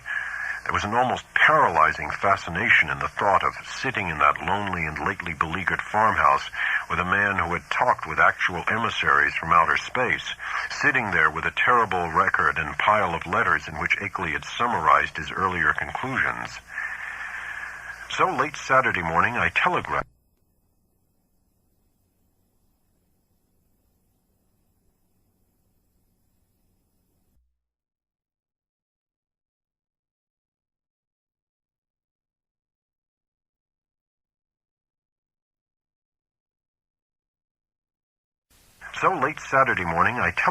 Akeley that I would meet him in Brattleboro on the following Wednesday, September 12th, if that date were convenient for him.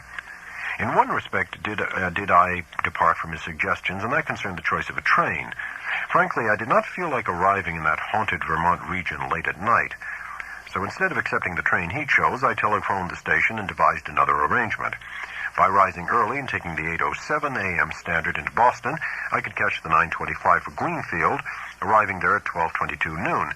This was connected exactly with a train reaching Brattleboro at 1:08 p.m., a much more comfortable hour than 10:01 for meeting Akeley and riding with him into the close-packed, secret-guarding hills. I mentioned this choice in my telegram, and was glad to learn in the reply, which came toward evening, that it met with my prospective host's endorsement. His wire ran thus: "Arrangements satisfactory. We'll meet 1:08 train Wednesday. Don't forget record and letters and prints. Keep destination quiet. Expect great revelations. Akeley." Receipt of this message in direct response to one sent to Akeley and necessarily delivered to his house from the Townsend station either by official messenger or a restored telephone service removed any lingering subconscious doubts I might have had about the authorship of the perplexing letter. My relief was marked. Indeed, it was greater than I could account for at the time, since all such doubts had been rather deeply buried. But I slept soundly and long that night, and was eagerly busy with preparations during the ensuing 2 days. On Wednesday, I started as agreed, taking with me a valise full of simple necessities and scientific data, including the hideous phonograph record, the Kodak prints, and the entire file of Akeley's correspondence. As requested, I had told no one where I was going, for I could see that the matter demanded utmost privacy, even allowing for its most favorable terms. The thought of actual mental contact with alien outside entities was stupefying enough to my trained and somewhat prepared mind, and this being so, what might one think of its effect on the vast masses of uninformed laymen? I do not know whether dread or adventurous expectancy was uppermost in me as I changed trains at Boston and began the long westward run out of familiar regions into those I knew less thoroughly: Waltham, Concord, Ayr, Fitchburg, Gardner, Athol. My train reached Greenfield 7 minutes late, but the northbound connecting train express had been held. Transferring in haste, I felt a curious breathlessness as the cars rumbled on through the early afternoon sunlight into territories I had always read of, but never before visited. I knew I was entering an altogether older-fashioned and more primitive New England than the mechanized, urbanized, coastal, and southern areas where all my life had been spent. An unspoiled, ancestral New England, without the foreigners and factory smoke, billboards, and concrete roads of the sections which modernity has touched. There would be odd survivals of that continuous native life whose deep roots make it the one authentic outgrowth of the landscape, the continuous native life which keeps alive strange ancient memories and fertilizes the soil for shadowy, marvelous, and seldom-mentioned beliefs. Now and then I saw the blue Connecticut River gleaming in the sun, and after leaving Northfield we crossed it. Ahead loomed green and cryptical hills, and when the conductor came around I learned that I was at last in Vermont. He told me to set my watch back an hour, since the northern hill country will have no dealings with newfangled daylight time schemes. As I did so, it seemed to me that I was likewise turning the calendar back a century. The train kept close to the river, and across in New Hampshire I could see the approaching slope of steep Wantastequet, about which singular old legends cluster.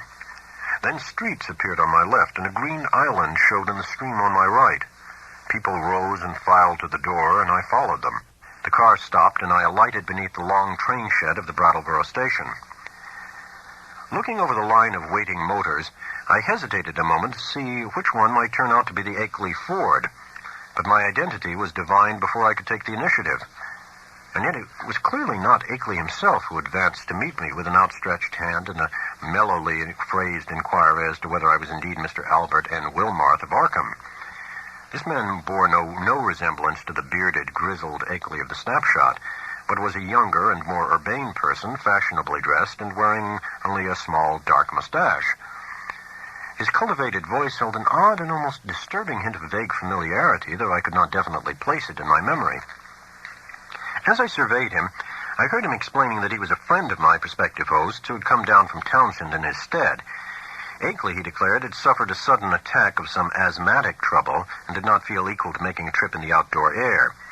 It was not serious, however, and there would be no change in plans regarding my visit. I could not make out just how much this Mr. Noyes, as he announced himself, knew of Akeley's researches and discoveries, though it seemed to me that his casual manner stamped him as a comparative outsider. Remembering what a hermit Akeley had been, I was a trifle surprised at the ready availability of such a friend, but did not let my puzzlement deter me from entering into the motor into which he gestured me. It was not the small, ancient car I had expected from Akeley's descriptions, but a large and immaculate specimen of recent pattern, apparently Noyes' own, and bearing a Massachusetts license plates with the amusing sacred codfish device of that year. My guide, I concluded, must be a summer transient in the Townsend region. Noyes climbed into the car beside me and started it at once. I was glad that he did not overflow with conversation, for some peculiar atmospheric tensity made me feel disinclined to talk. The town seemed very attractive in the afternoon sunlight as we swept up an incline and turned to the right onto the main street. It drowsed like the older New England cities which one remembers from boyhood, and something in the collocation of roofs and steeples and chimneys and brick walls formed contours touching deep viol strings of ancestral emotion. I could tell that I was at the gateway of a region half bewitched through the piling up of unbroken time accumulations, a region where old, strange things have had a chance to grow and linger because they've never been stirred up.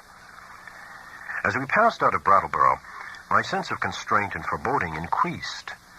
For a vague quality in the hill-crowded countryside, which, with its towering, threatening, close-pressing green and granite slopes, hinted at obscure secrets and immemorial survivals which might or might not be hostile to mankind. For a time, our course followed a broad, shallow river, which flowed down from unknown hills in the north, and I shivered when my companion told me it was the West River. It was in this stream, I recalled from newspaper items, that one of the morbid, crab-like beings had been seen floating after the floods. Gradually, the country around us grew wilder and more deserted. Archaic covered bridges lingered fearsomely out of the past in pockets of the hills, and the half-abandoned railway track paralleling the river seemed to exhale a nebulously visible air of desolation. There were awesome sweeps of vivid valley where great cliffs rose, New England's virgin granite showing gray and austere through the verdure that scaled the crests. There were gorges where untamed streams leapt down, bearing down toward the river the unimagined secrets of thousand pathless peaks. Branching away now and then were narrow, half-concealed roads that bored their way through solid, luxuriant masses of forest, among whose primal trees whole armies of elemental spirits might well lurk. As I saw these, I thought of how Akeley had been molested by unseen agencies on his drives along this very route, and did not wonder that such things could be. The quaint, sightly village of Newfane, reached in less than an hour, was our last link with that world which man can definitely call his own by virtue of conquest and complete occupancy. After that we cast off all allegiance to immediate, tangible, and time-touched things, and entered a fantastic world of hushed unreality, in which the narrow, ribbon-like road rose and fell with an almost sentient and purposeful caprice amidst the tenantless green peaks and half-deserted valleys. Except for the sound of the motor and the faint stir of the few lonely farms we passed at infrequent intervals, the only thing that reached my ears was the gurgling, insidious trickle of strange waters from numberless hidden fountains in the shadowy woods. The nearness and intimacy of the dwarfed, domed hills now became veritably breathtaking. Their steepness and abruptness were even greater than I had imagined from hearsay, and suggested nothing in common with the prosaic, objective world we know. The dense, unvisited woods on those inaccessible slopes seemed to harbor alien and incredible things, and I felt that the very outline of the hills themselves held some strange and eon-forgotten meaning, as if they were vast hieroglyphs left by a rumored Titan race whose glories live only in rare, deep dreams. All the legends of the past, and all the stupefying imputations of Henry Akeley's letters and exhibits, welled up in my memory to heighten the atmosphere of tension and growing menace. The purpose of my visit, and the frightful abnormalities it postulated, struck at me all at once with a chill sensation that nearly overbalanced my ardor for strange delvings. My guide must have noticed my disturbed attitude, for as the road grew wilder and more irregular, and our motion slower and more jolting, his occasional pleasant comments expanded into a steadier flow of discourse. He spoke of the beauty and weirdness of the country, and revealed some acquaintance with the folklore studies of my prospective host. From his polite questions, it was obvious that he knew I had come for a scientific purpose, and that I was bringing data of some importance, but he gave no sign of appreciating the depth and awfulness of the knowledge which Akeley had finally reached.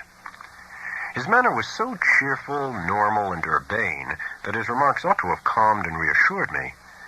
But oddly enough, I felt only the more disturbed as we bumped and veered onward into the unknown wilderness of hills and woods. At times it seemed as if he were pumping me to see what I knew of the monstrous secrets of the place, and with every fresh utterance that vague, teasing, baffling familiarity in his voice increased. It was not an ordinary or healthy familiarity, despite the thoroughly wholesome and cultivated nature of the voice. I somehow linked it with forgotten nightmares, and felt that I might go mad if I recognized it. If any good excuse had existed, I think I would have turned back from my visit. As it was, I could not well do so, and it occurred to me that a cool scientific conversation with Akeley himself after my arrival would help greatly to pull me together. Besides, there was a strangely calming element of cosmic beauty in the hypnotic landscape through which we climbed and plunged fantastically. Time had lost itself in the labyrinths behind, and around us stretched only the flowering waves of faerie and the recaptured loveliness of vanished centuries, the hoary groves, the untainted pastures edged with gay autumnal blossoms, and at vast intervals the small brown farmsteads nestling amid huge trees beneath vertical precipices of fragrant briar and meadow grass. Even the sunlight assumed a supernal glamour, as if some special atmosphere or exhalation mantled the whole region.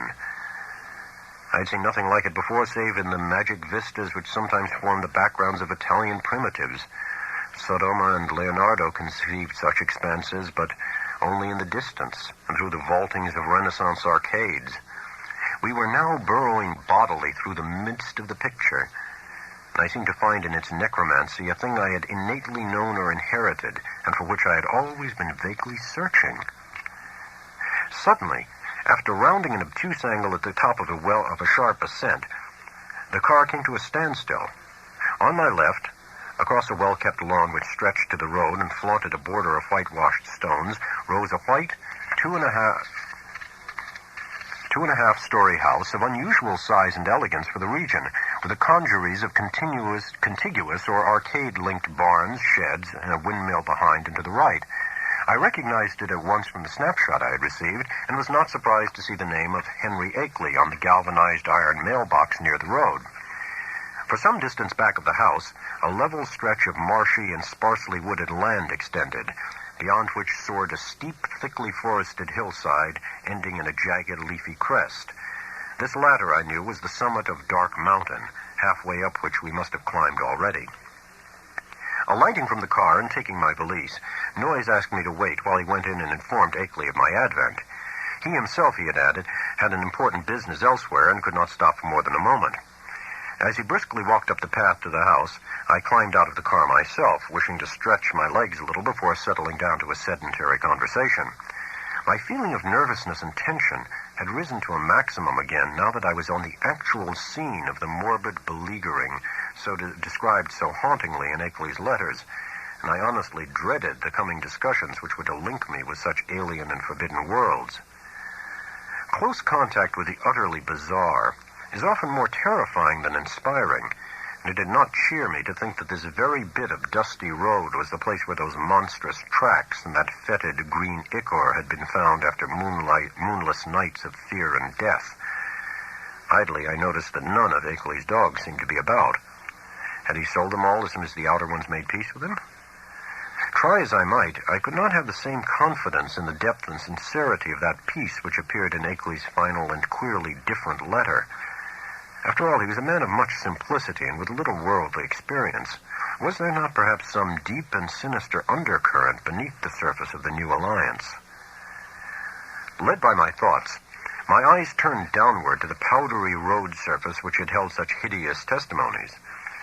The last few days had been dry, and tracks of all sorts cluttered the rutted, irregular highway despite the unfrequented nature of the district.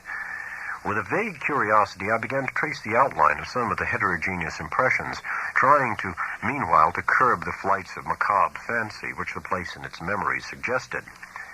There was something menacing and uncomfortable in the funereal stillness, in the muffled, subtle trickle of distant brooks, and in the crowding green peaks and black-wooded precipices that choked the narrow horizon.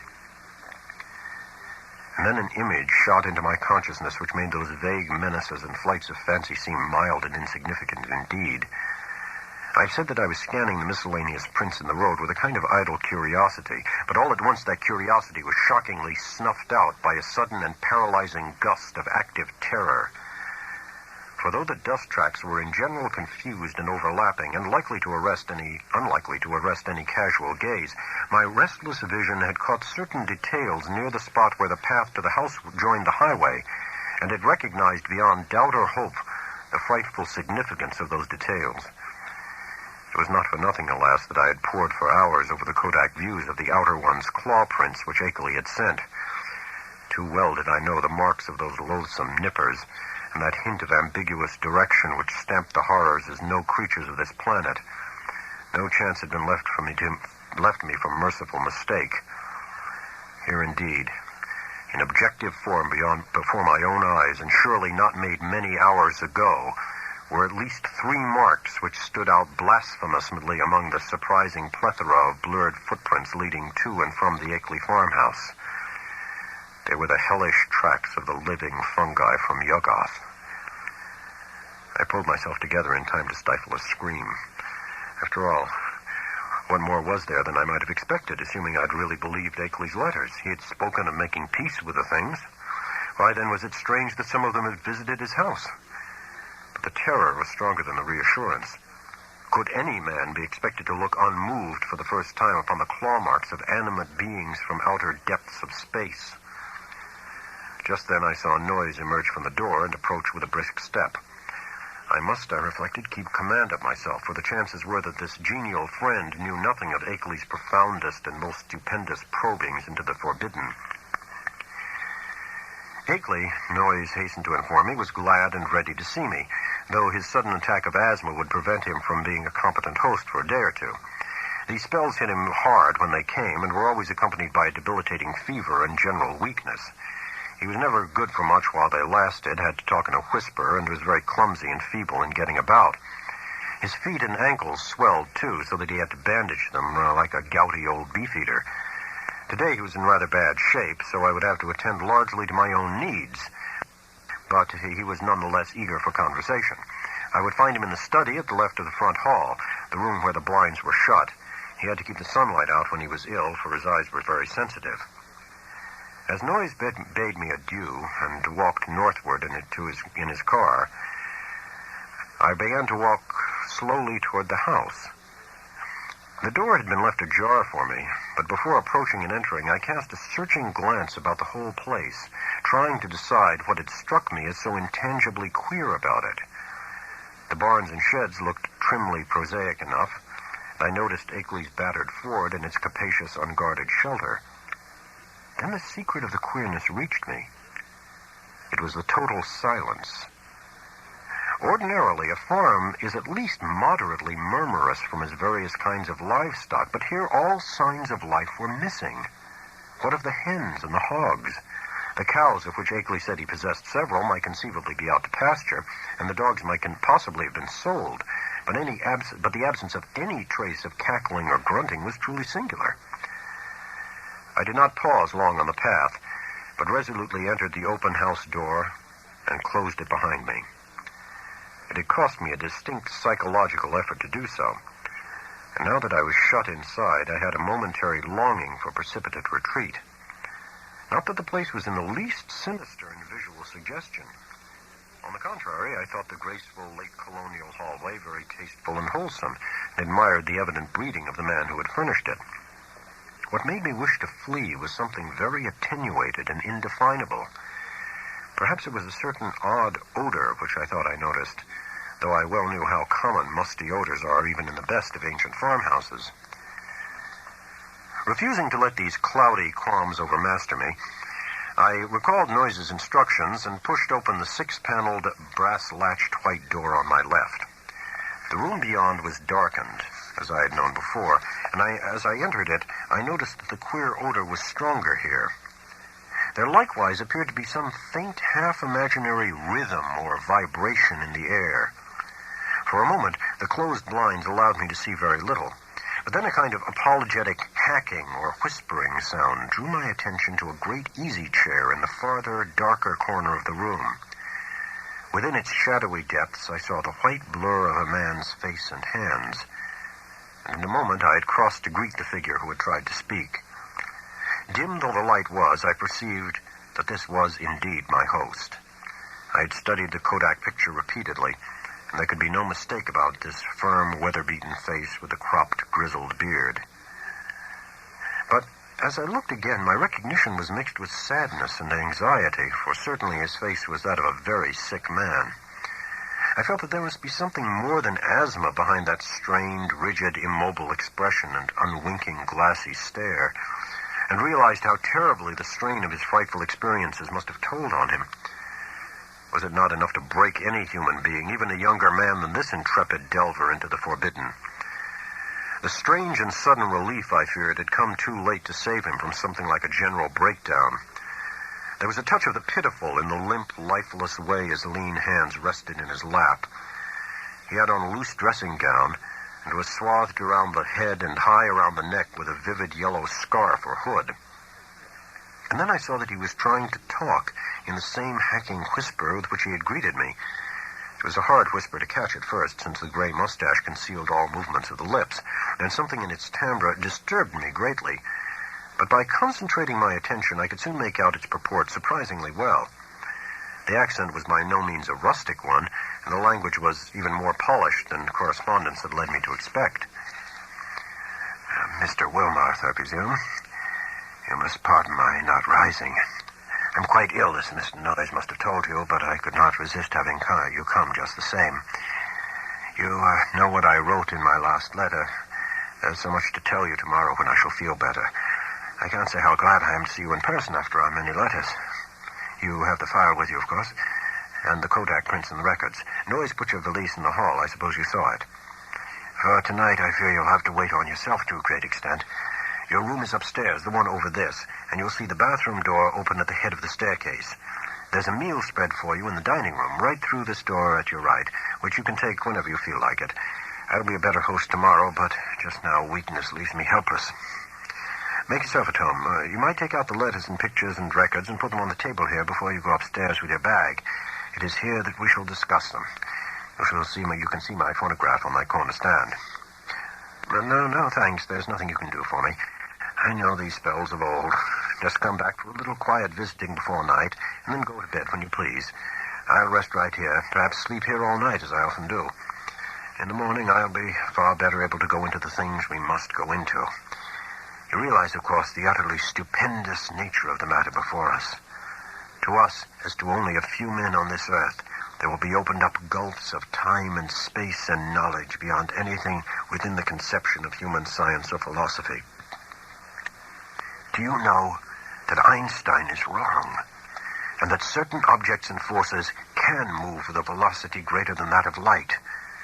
With proper aid, I expect to go backward and forward in time and actually see and feel the Earth of remote past and future epochs. You can't imagine the degree to which those beings have carried science. There is nothing they can't do with the mind and body of living organisms. I expect to visit other planets and even other stars and galaxies. The first trip will be to Yuggoth, the nearest world fully peopled by the beings. It is a strange, dark orb at the very rim of our solar system, unknown to earthly astronomers as yet. But I must have written you about this. At the proper time, you know, the beings there will direct thought currents toward us and cause it to be discovered, and perhaps let one of their human allies give the scientists a hint.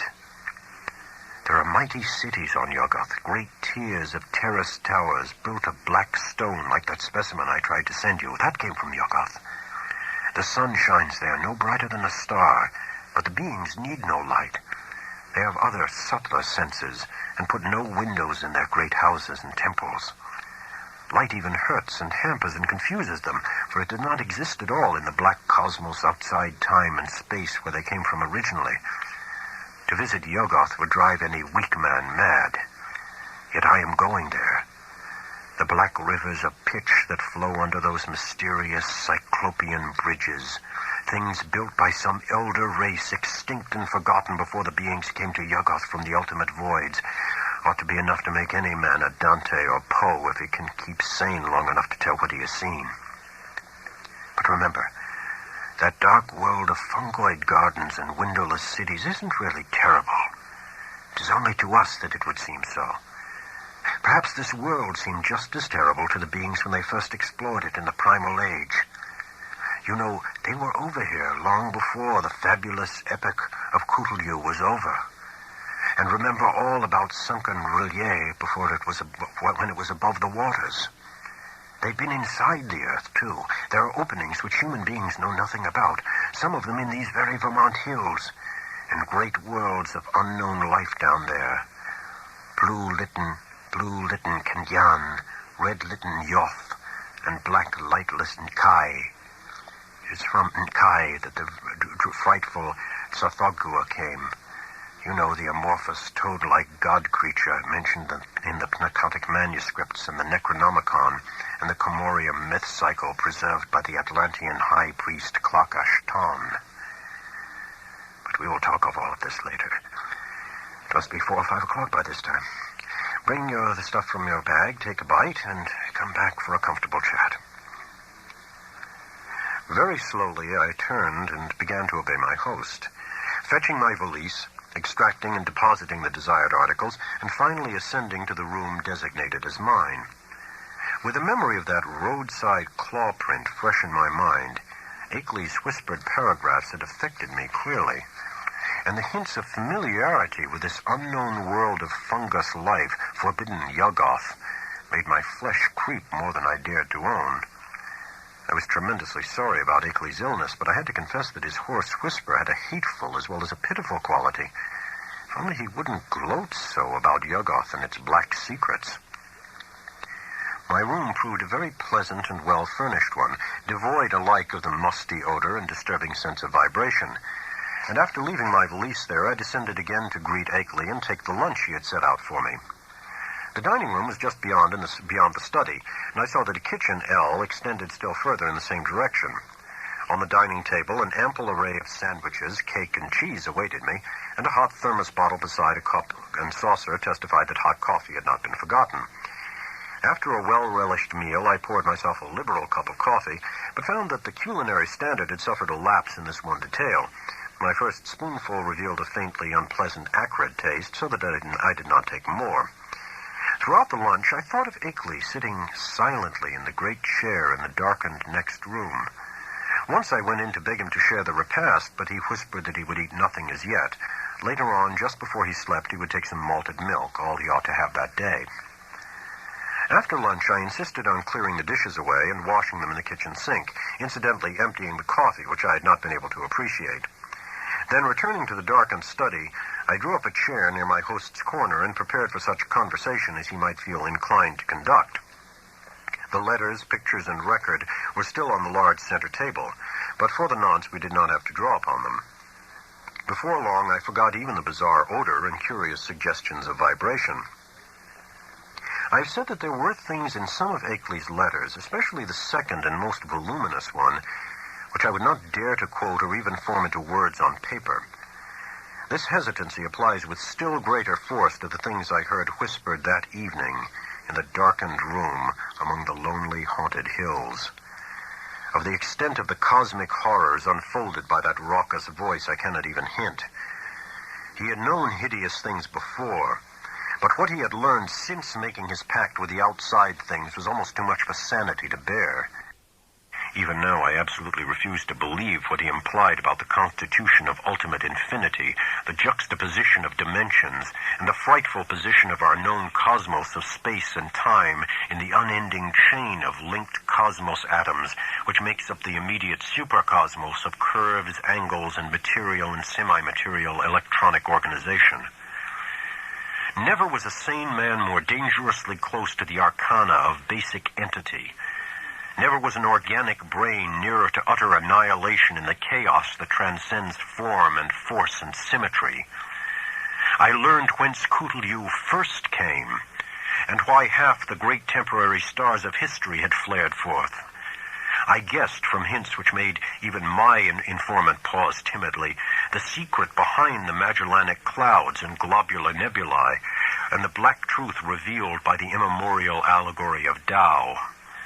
The nature of the Doels was plainly revealed, and I was told the essence, though not the source, of the hounds of Tyndalos. The legend of Yig, father of serpents, remained figurative no longer, and I started with loathing when told of the monstrous nuclear chaos beyond angled space, which the Necronomicon had mercifully cloaked under the name of Azathoth. It was shocking to have the foulest nightmares of secret myth cleared up in concrete terms, whose stark, morbid hatefulness exceeded the boldest hints of ancient and medieval mystics.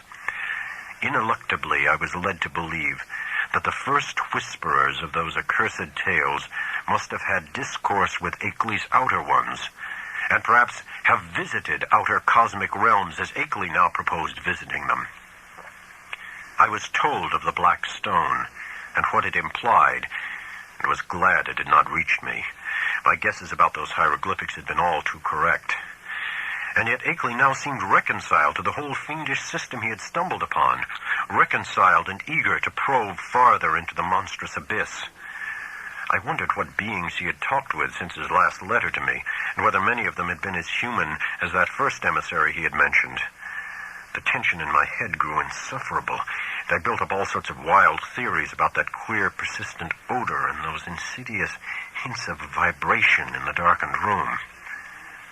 Night was falling now, and as I recalled what Akeley had written me about those earlier nights, I shuddered to think there would be no moon. Nor did I like the way the farmhouse nestled in the lee of that colossal forested slope leading up to Dark Mountain's unvisited crest. With Akeley's permission, I lighted a small oil lamp, turned it low, and set it on a distant bookcase beside the ghostly bust of Milton. But afterward I was sorry I had done so, for it made my host's strained, immobile face and listless hands look damnably abnormal and corpse-like.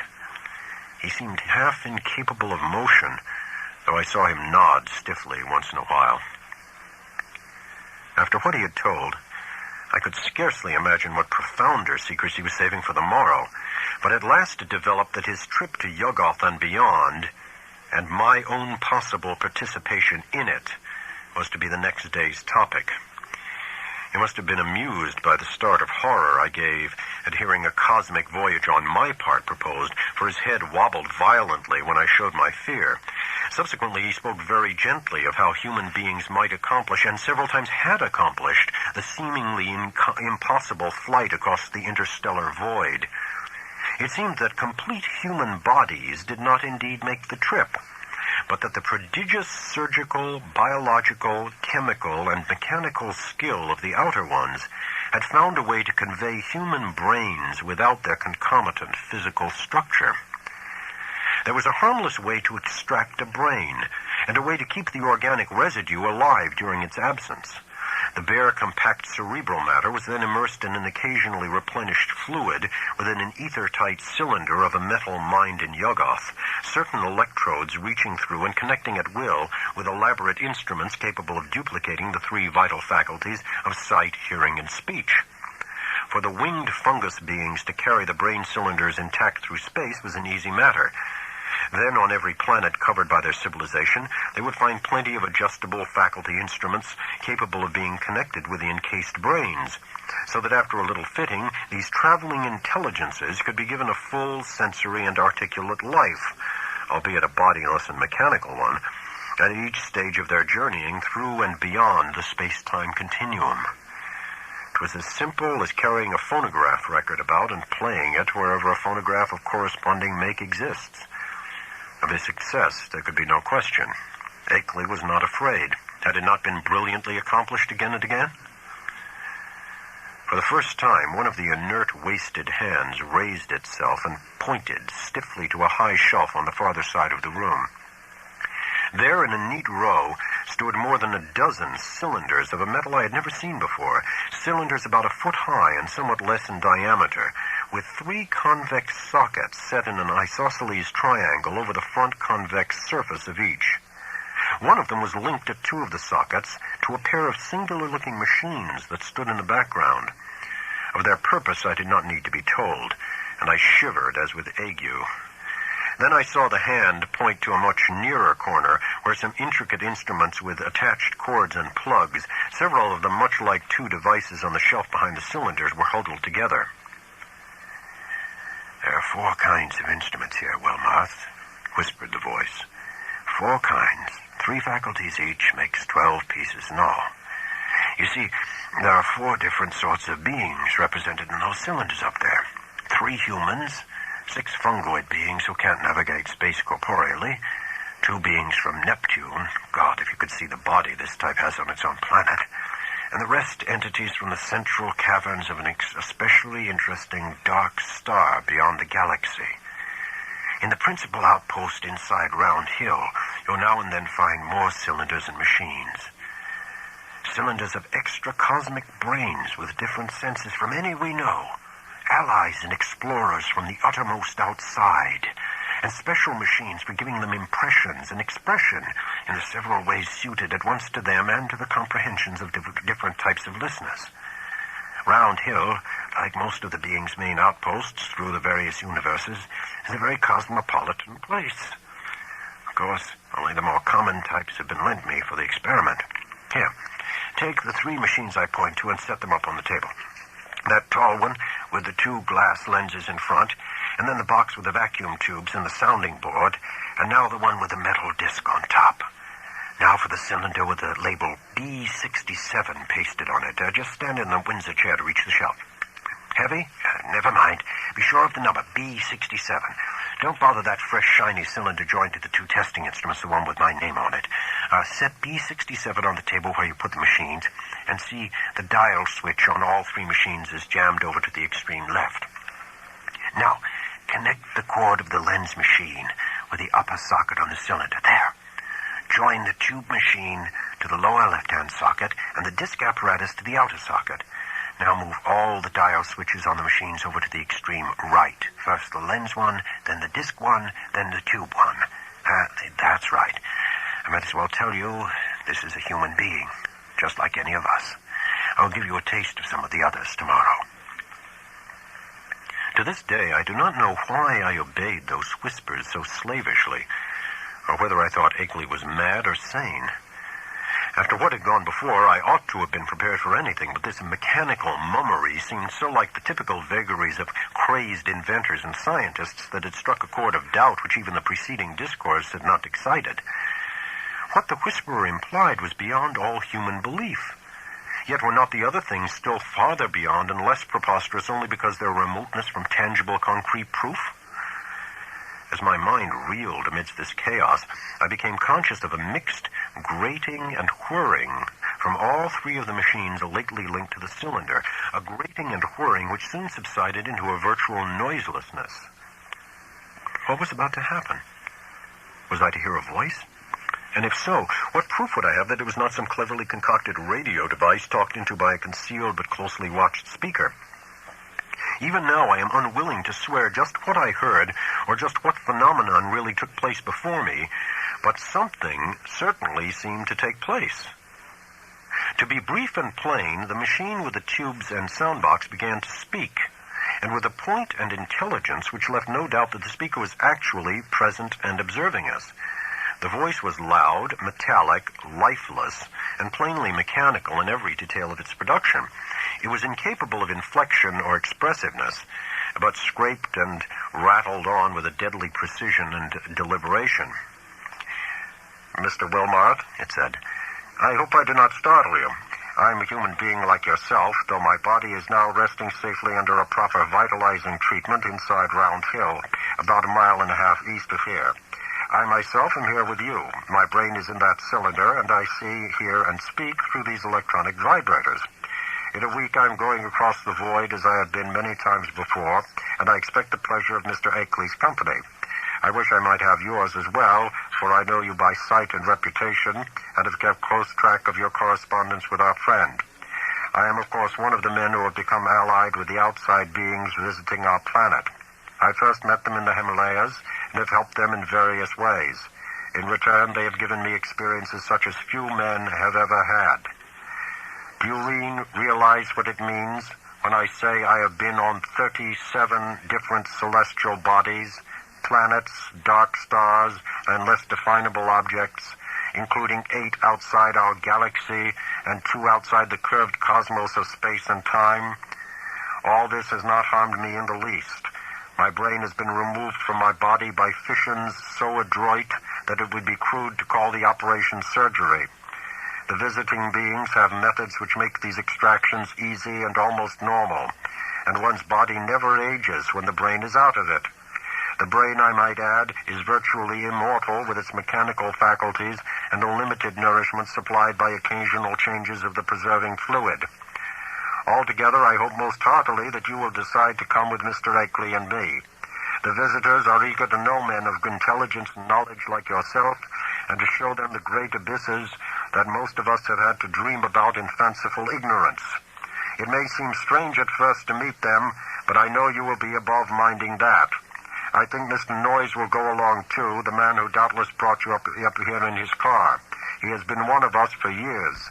I suppose you recognized his voice as one of those on the record Mr. Akeley sent you." At my violent start, the speaker paused a moment before concluding. "So, Mr. Wilmot, I will leave the matter to you, merely adding that a man with your love of strangeness and folklore ought never to miss such a chance as this. There is nothing to fear. All transitions are painless, and there is much to enjoy in a wholly mechanized state of sensation. When the electrodes are disconnected, one merely drops off into a sleep of especially vivid and fantastic dreams. And now, if you don't mind, we might adjourn our session till tomorrow. Good night. Just turn all the switches back to the left. Never mind the exact order, though you might let the lens machine be last. Good night, Mr. Akeley. Treat our guest well. Ready now with those switches? That was all. I obeyed mechanically and shut off all 3 switches, though dazed with doubt of everything that had occurred. My head was still reeling as I heard Akeley's whispering voice telling me that I might leave all the apparatus on the table just as it was. He did not essay any comments on what had happened, and indeed no comment could have conveyed much to my burdened faculties. I heard him telling me that I could take the lamp to use in my room and deduced that he wished to rest alone in the dark. It was surely time he rested, for his discourse of the afternoon and evening had been such as to exhaust even a vigorous man. Still dazed, I bade my host good night and went upstairs with a lamp, though I had an excellent pocket flashlight with me.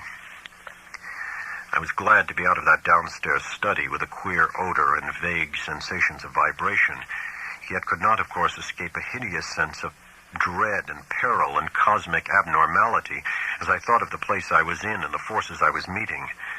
The wild, lonely region, the black, mysteriously forested slope towering so close behind the house, the footprint in the road, the sick, motionless whisperer in the dark, the hellish cylinders and machines, and above all, the invitations to strange surgery and stranger voyagings.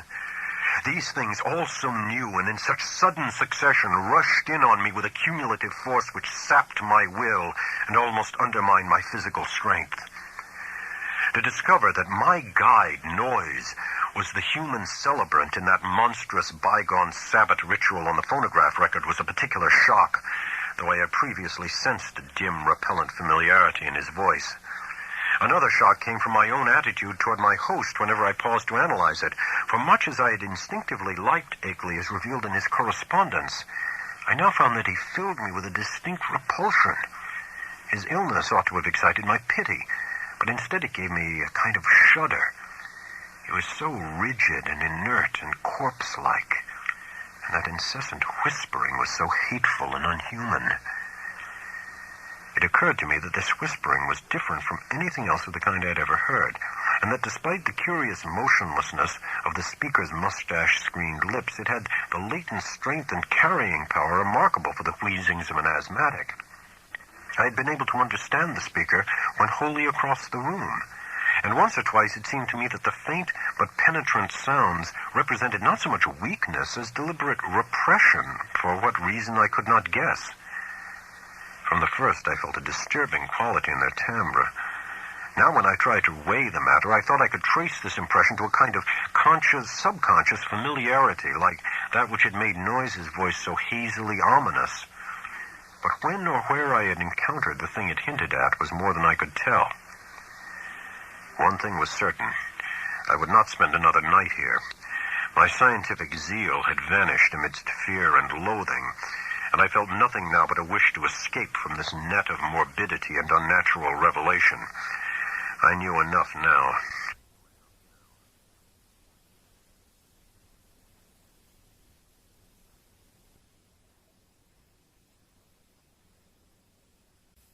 It must indeed be true that strange cosmic linkages do exist, but such things are surely not meant for normal human beings to meddle with. Blasphemous influences seemed to surround me and press chokingly on my senses. Sleep, I decided, would be out of the question, so I merely extinguished the lamp and threw myself on the bed fully dressed. No doubt it was absurd, but I kept ready for some unknown emergency, gripping in my right hand the revolver I had brought along and holding in the pocket flashlight in my left. Not a sound came from below, and I could imagine how my host was sitting there with cadaverous stiffness in the dark. Somewhere I heard a clock ticking. I was vaguely grateful for the normality of the sound. It reminded me, though, of another thing about the region which disturbed me, the total absence of animal life. There were certainly no farm beasts about, and now I realized that even the accustomed night noises of wild living things were absent. Except for the sinister trickle of distant unseen waters, that stillness was anomalous, interplanetary, and I wondered what star-spawned, intangible blight could be hanging over the region. I recalled from old legend that dogs and other beasts had always hated the outer ones, and thought of what those tracks on the road might mean. Do not ask me how long my unexpected lapse into slumber lasted, or how much of what ensued was sheer dream.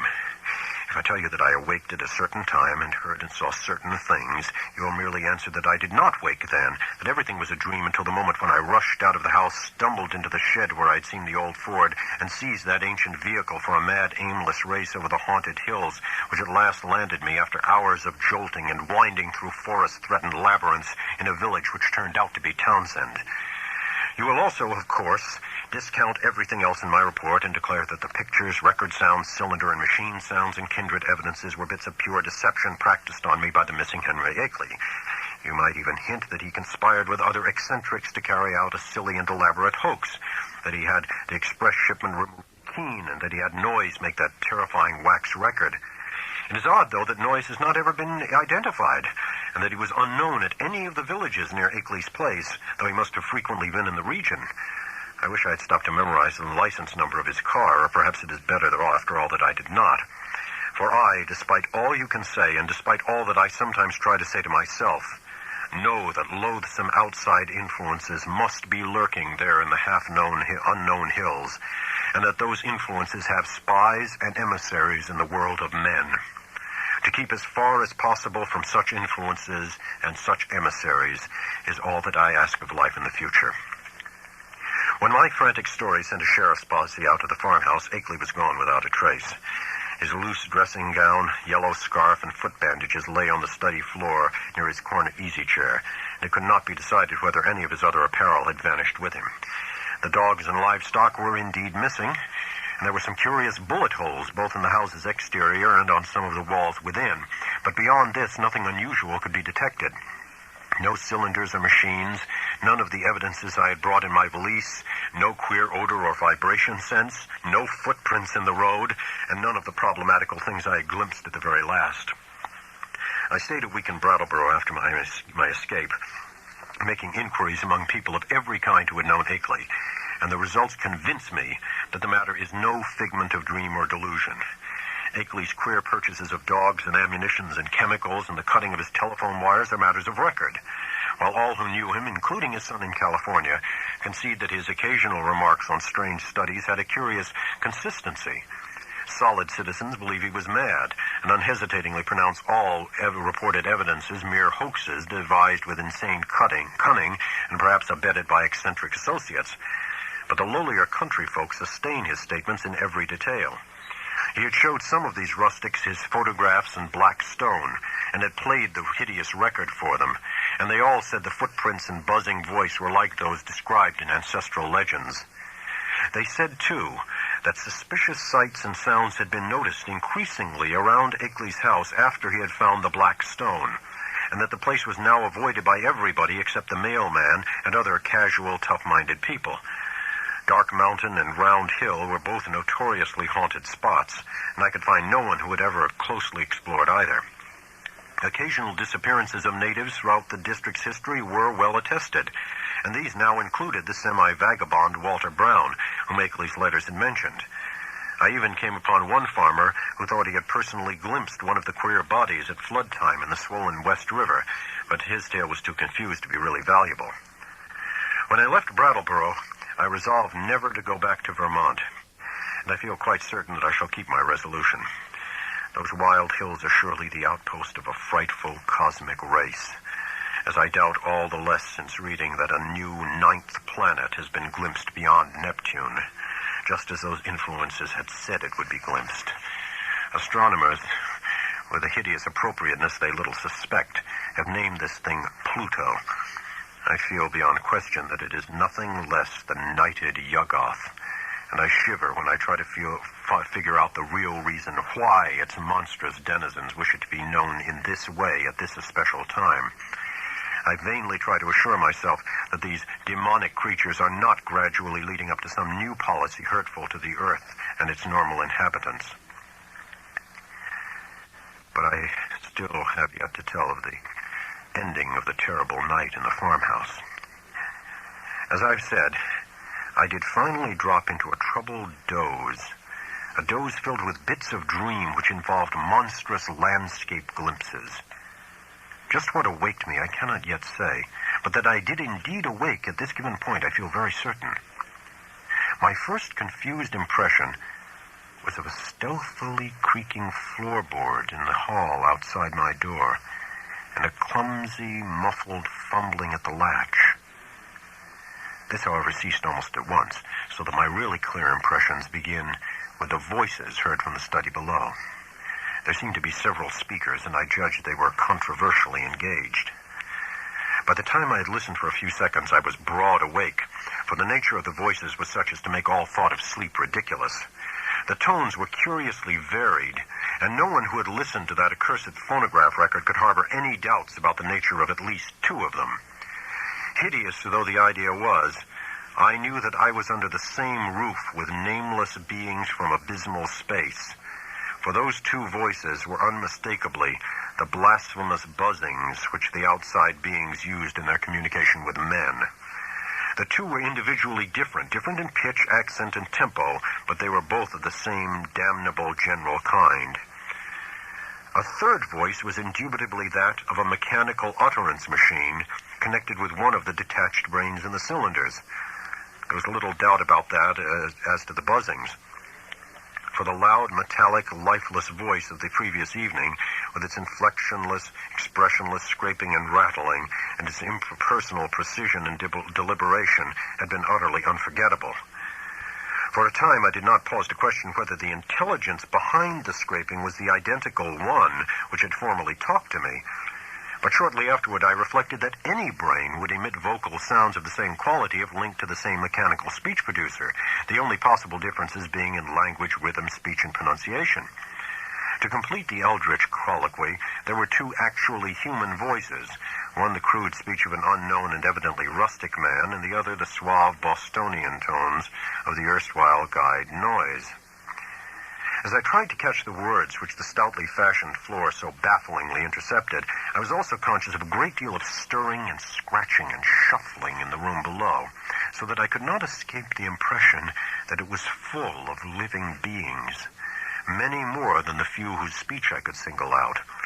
The exact nature of this stirring is extremely hard to describe, for very few good bases of comparison exist. Objects seemed now and then to move across the room like conscious entities, the sound of their footfalls having something about it like a loose, hard-surfaced clattering, as of the contact of ill-coordinated surfaces of horn or hard rubber. It was, to use a more concrete but less accurate comparison, as if people with loose, splintery wooden shoes were shambling and rattling about on the polished board floor. Of the nature and appearances of those responsible for the sounds, I did not care to speculate. Before long, I saw that it would be impossible to distinguish any connected discourse. Isolated words, including the names of Akeley and myself, now and then floated up, especially when uttered by the mechanical speech producer, but their true significance was lost for want of continuous context. Today I refuse to form any definite deductions from them. Even their frightful effect on me was one of suggestion rather than revelation. A terrible and abnormal conclave, I felt certain, was assembled below me. But for what shocking deliberations, I could not tell. It was curious how this unquestioned sense of the malign and the blasphemous pervaded me despite Akeley's assurances of the outsider's friendliness. With patient listening, I began to distinguish clearly between voices, even though I could not grasp much of what any of the voices said. I seemed to catch certain typical emotions behind some of the speakers. One of the buzzing voices, for example, held an unmistakable note of authority, while the mechanical one, notwithstanding its artificial loudness and regularity, seemed to be in a position of subordination and pleading. Noise's tones exuded a kind of conciliatory atmosphere. The others I could make no attempt to interpret. I did not hear the familiar whisper of Akeley, but well knew that such a sound could never penetrate the solid flooring of my room. I will try to set down some of the few disjointed words with other sounds I caught, labeling the speakers of the words as best I know how. It was from the speech machine that I first picked up a few recognizable phrases. The speech machine. Brought it on myself. sent back the letters and the record. End on it. Taken in. Seeing and hearing. Damn you. Impersonal force after all. Fresh, shiny cylinder. Great God. First buzzing voice. Time we stopped. Small and human. Akeley. Brain. Saying. Second buzzing voice. Neolithic. Wilmot. Records and letters. Cheap imposture. Noise. An unpronounceable word, a name possibly Gothun. Harmless. Peace. Couple of weeks. Theatrical. Told you that. First buzzing voice. No reason. Original plan. Effects. Noise can watch. Round hill. Fresh cylinder. Noises car. Noise. Well, all yours. Down here. Rest place.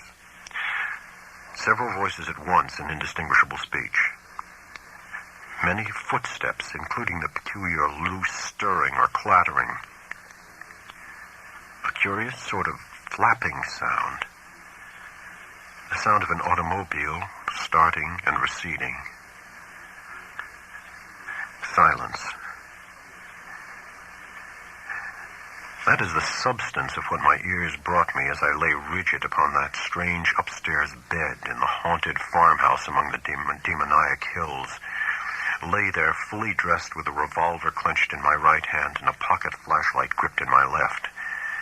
I became, as I said, broad awake, but a kind of obscure paralysis nevertheless kept me inert till long after the last echoes of the sounds had died away. I heard the wooden, deliberate ticking of the ancient Connecticut clock somewhere far below, and at last made out the irregular snoring of a sleeper. Akeley must have dozed off after the strange session, and I can well believe that he needed to do so. Just what to think or what to do was more than I could decide. After all, what had I heard beyond things which previous information had led me to expect?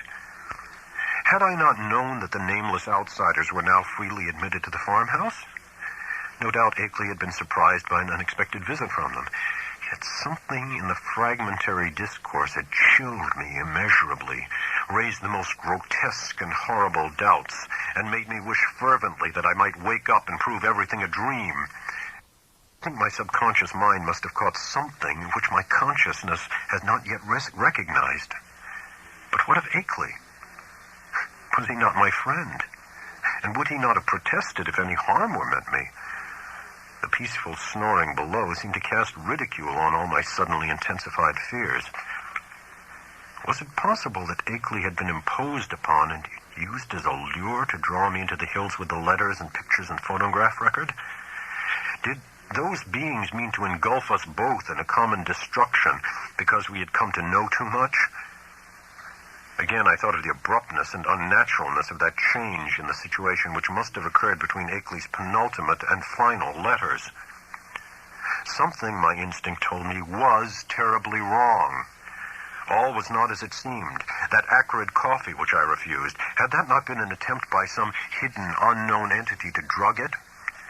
I must talk to Akeley at once and restore his sense of proportion. They had hypnotized him with their promises of cosmic revelations, but now he must listen to reason. We must get out of this before it would be too late. If he lacked the willpower to make the break for liberty, I would supply it. Or if I could not persuade him to go, I would at least go myself.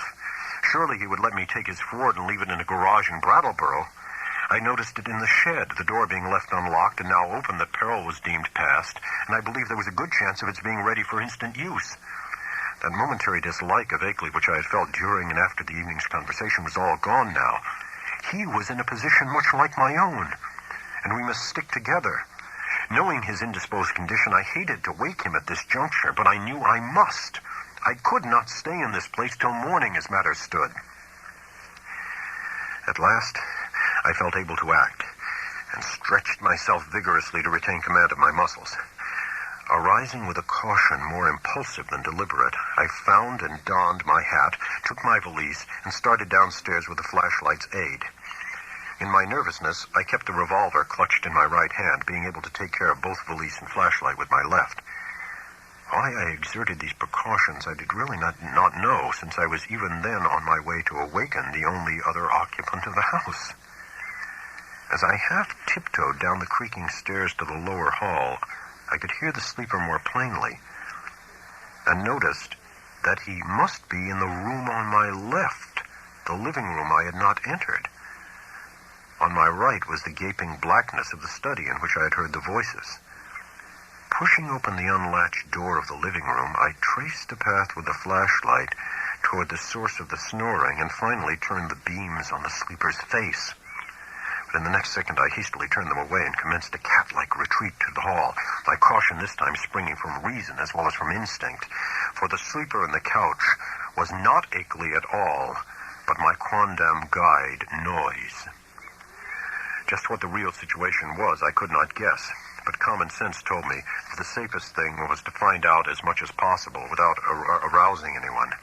Regaining the hall, I silently closed and latched the living room door after me, thereby lessening the chances of awakening Noise. I now cautiously entered the dark study, where I expected to find Akeley, whether asleep or awake, in the great corner chair, which was evidently his favorite resting place. As I advanced, the beams of my flashlight caught the great center table, revealing one of the hellish cylinders with sight and hearing machines attached, and with a speech machine standing close by, ready to be connected at any moment.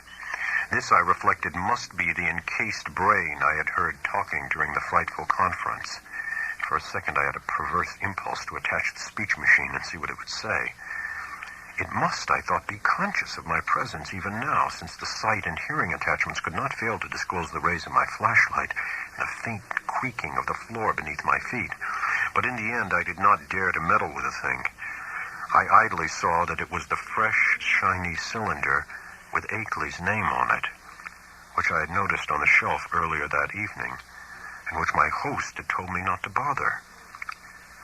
Looking back at that moment, I can only regret my timidity and wish that I had boldly caused the apparatus to speak. God knows what mysteries and horrible doubts and questions of identity it might have cleared up. But then it may be merciful that I let it alone. From the table, I turned my flashlight to the corner where I thought Akeley was, but found to my perplexity that the great easy chair was empty of any human occupant asleep or awake. From the seat to the floor there trailed voluminously the familiar old dressing gown, and near it on the floor lay the yellow scarf and the huge foot bandages I had thought so odd. As I hesitated, striving to conjecture where Akeley might be, and why he had so suddenly discarded his necessary sick-room garments, I observed that the queer odor and sense of vibration were no longer in the room. What had been their cause? Curiously, it occurred to me that I had noticed them only in Akeley's vicinity. They had been strongest where he sat, and wholly absent except in the room with him or just outside the doors of that room. I paused, letting the flashlight wander about the dark study and racking my brain for explanations of the turn affairs had taken. Would to heaven I had quietly left the place without allowing that light to rest again on the vacant chair. As it turned out, I did not leave quietly, but with a muffled shriek which must have disturbed, though it did not quite awake, the sleeping sentinel across the hall. That shriek and Noise's still unbroken snore are the last sounds I ever heard in that morbidity-choked farmhouse beneath the black-wooded crest of Haunted Mountain, that focus of trans-cosmic horror amidst the lonely green hills and curse-muttering brooks of a spectral rustic land. It is a wonder that I did not drop flashlight, valise, and revolver in my wild scramble, but somehow I managed to fail to lose any of these. I actually managed to get out of that room and that house without making any further noise, to drag myself and my belongings safely into the old Ford in the shed, and to set that archaic vehicle in motion towards some unknown point of safety in the black moonless night. The ride that followed was a piece of delirium out of Poe or Rimbaud or the drawings of Doré. But finally I reached Townsend. That is all. If my sanity is still unshaken, I am lucky. Sometimes I fear what the years will bring, especially since that new planet Pluto has been so curiously discovered. As I implied, I let my flashlight return to the vacant easy chair after its circuit of the room. Then, noticing for the first time the presence of certain objects in the seat made inconspicuous by the adjacent loose folds of the empty dressing gown. These are the objects, 3 in number, which the investigators did not find when they came later on.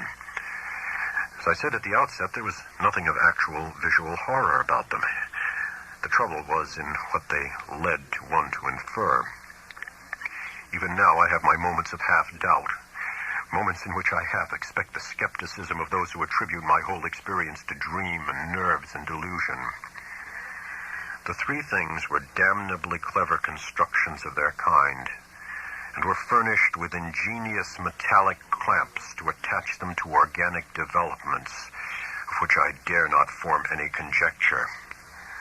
I hope, devoutly hope, that they were the waxen products of a master artist, despite what my innermost fears tell me. Great God! That whisperer in darkness with its morbid odor and vibrations. Sorcerer, emissary, changeling, outsider. That hideous repressed buzzing. And all the time in that fresh, shiny cylinder on the shelf. Poor devil. Prodigious surgical, biological, chemical, and mechanical skill.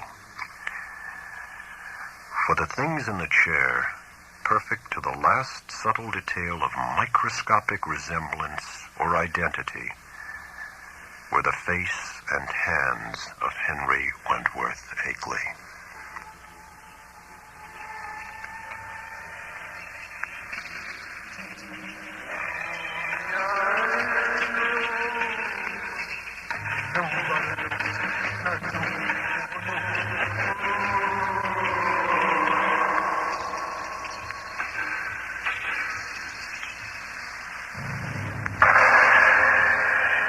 The title of the story was The Whisperer in Darkness.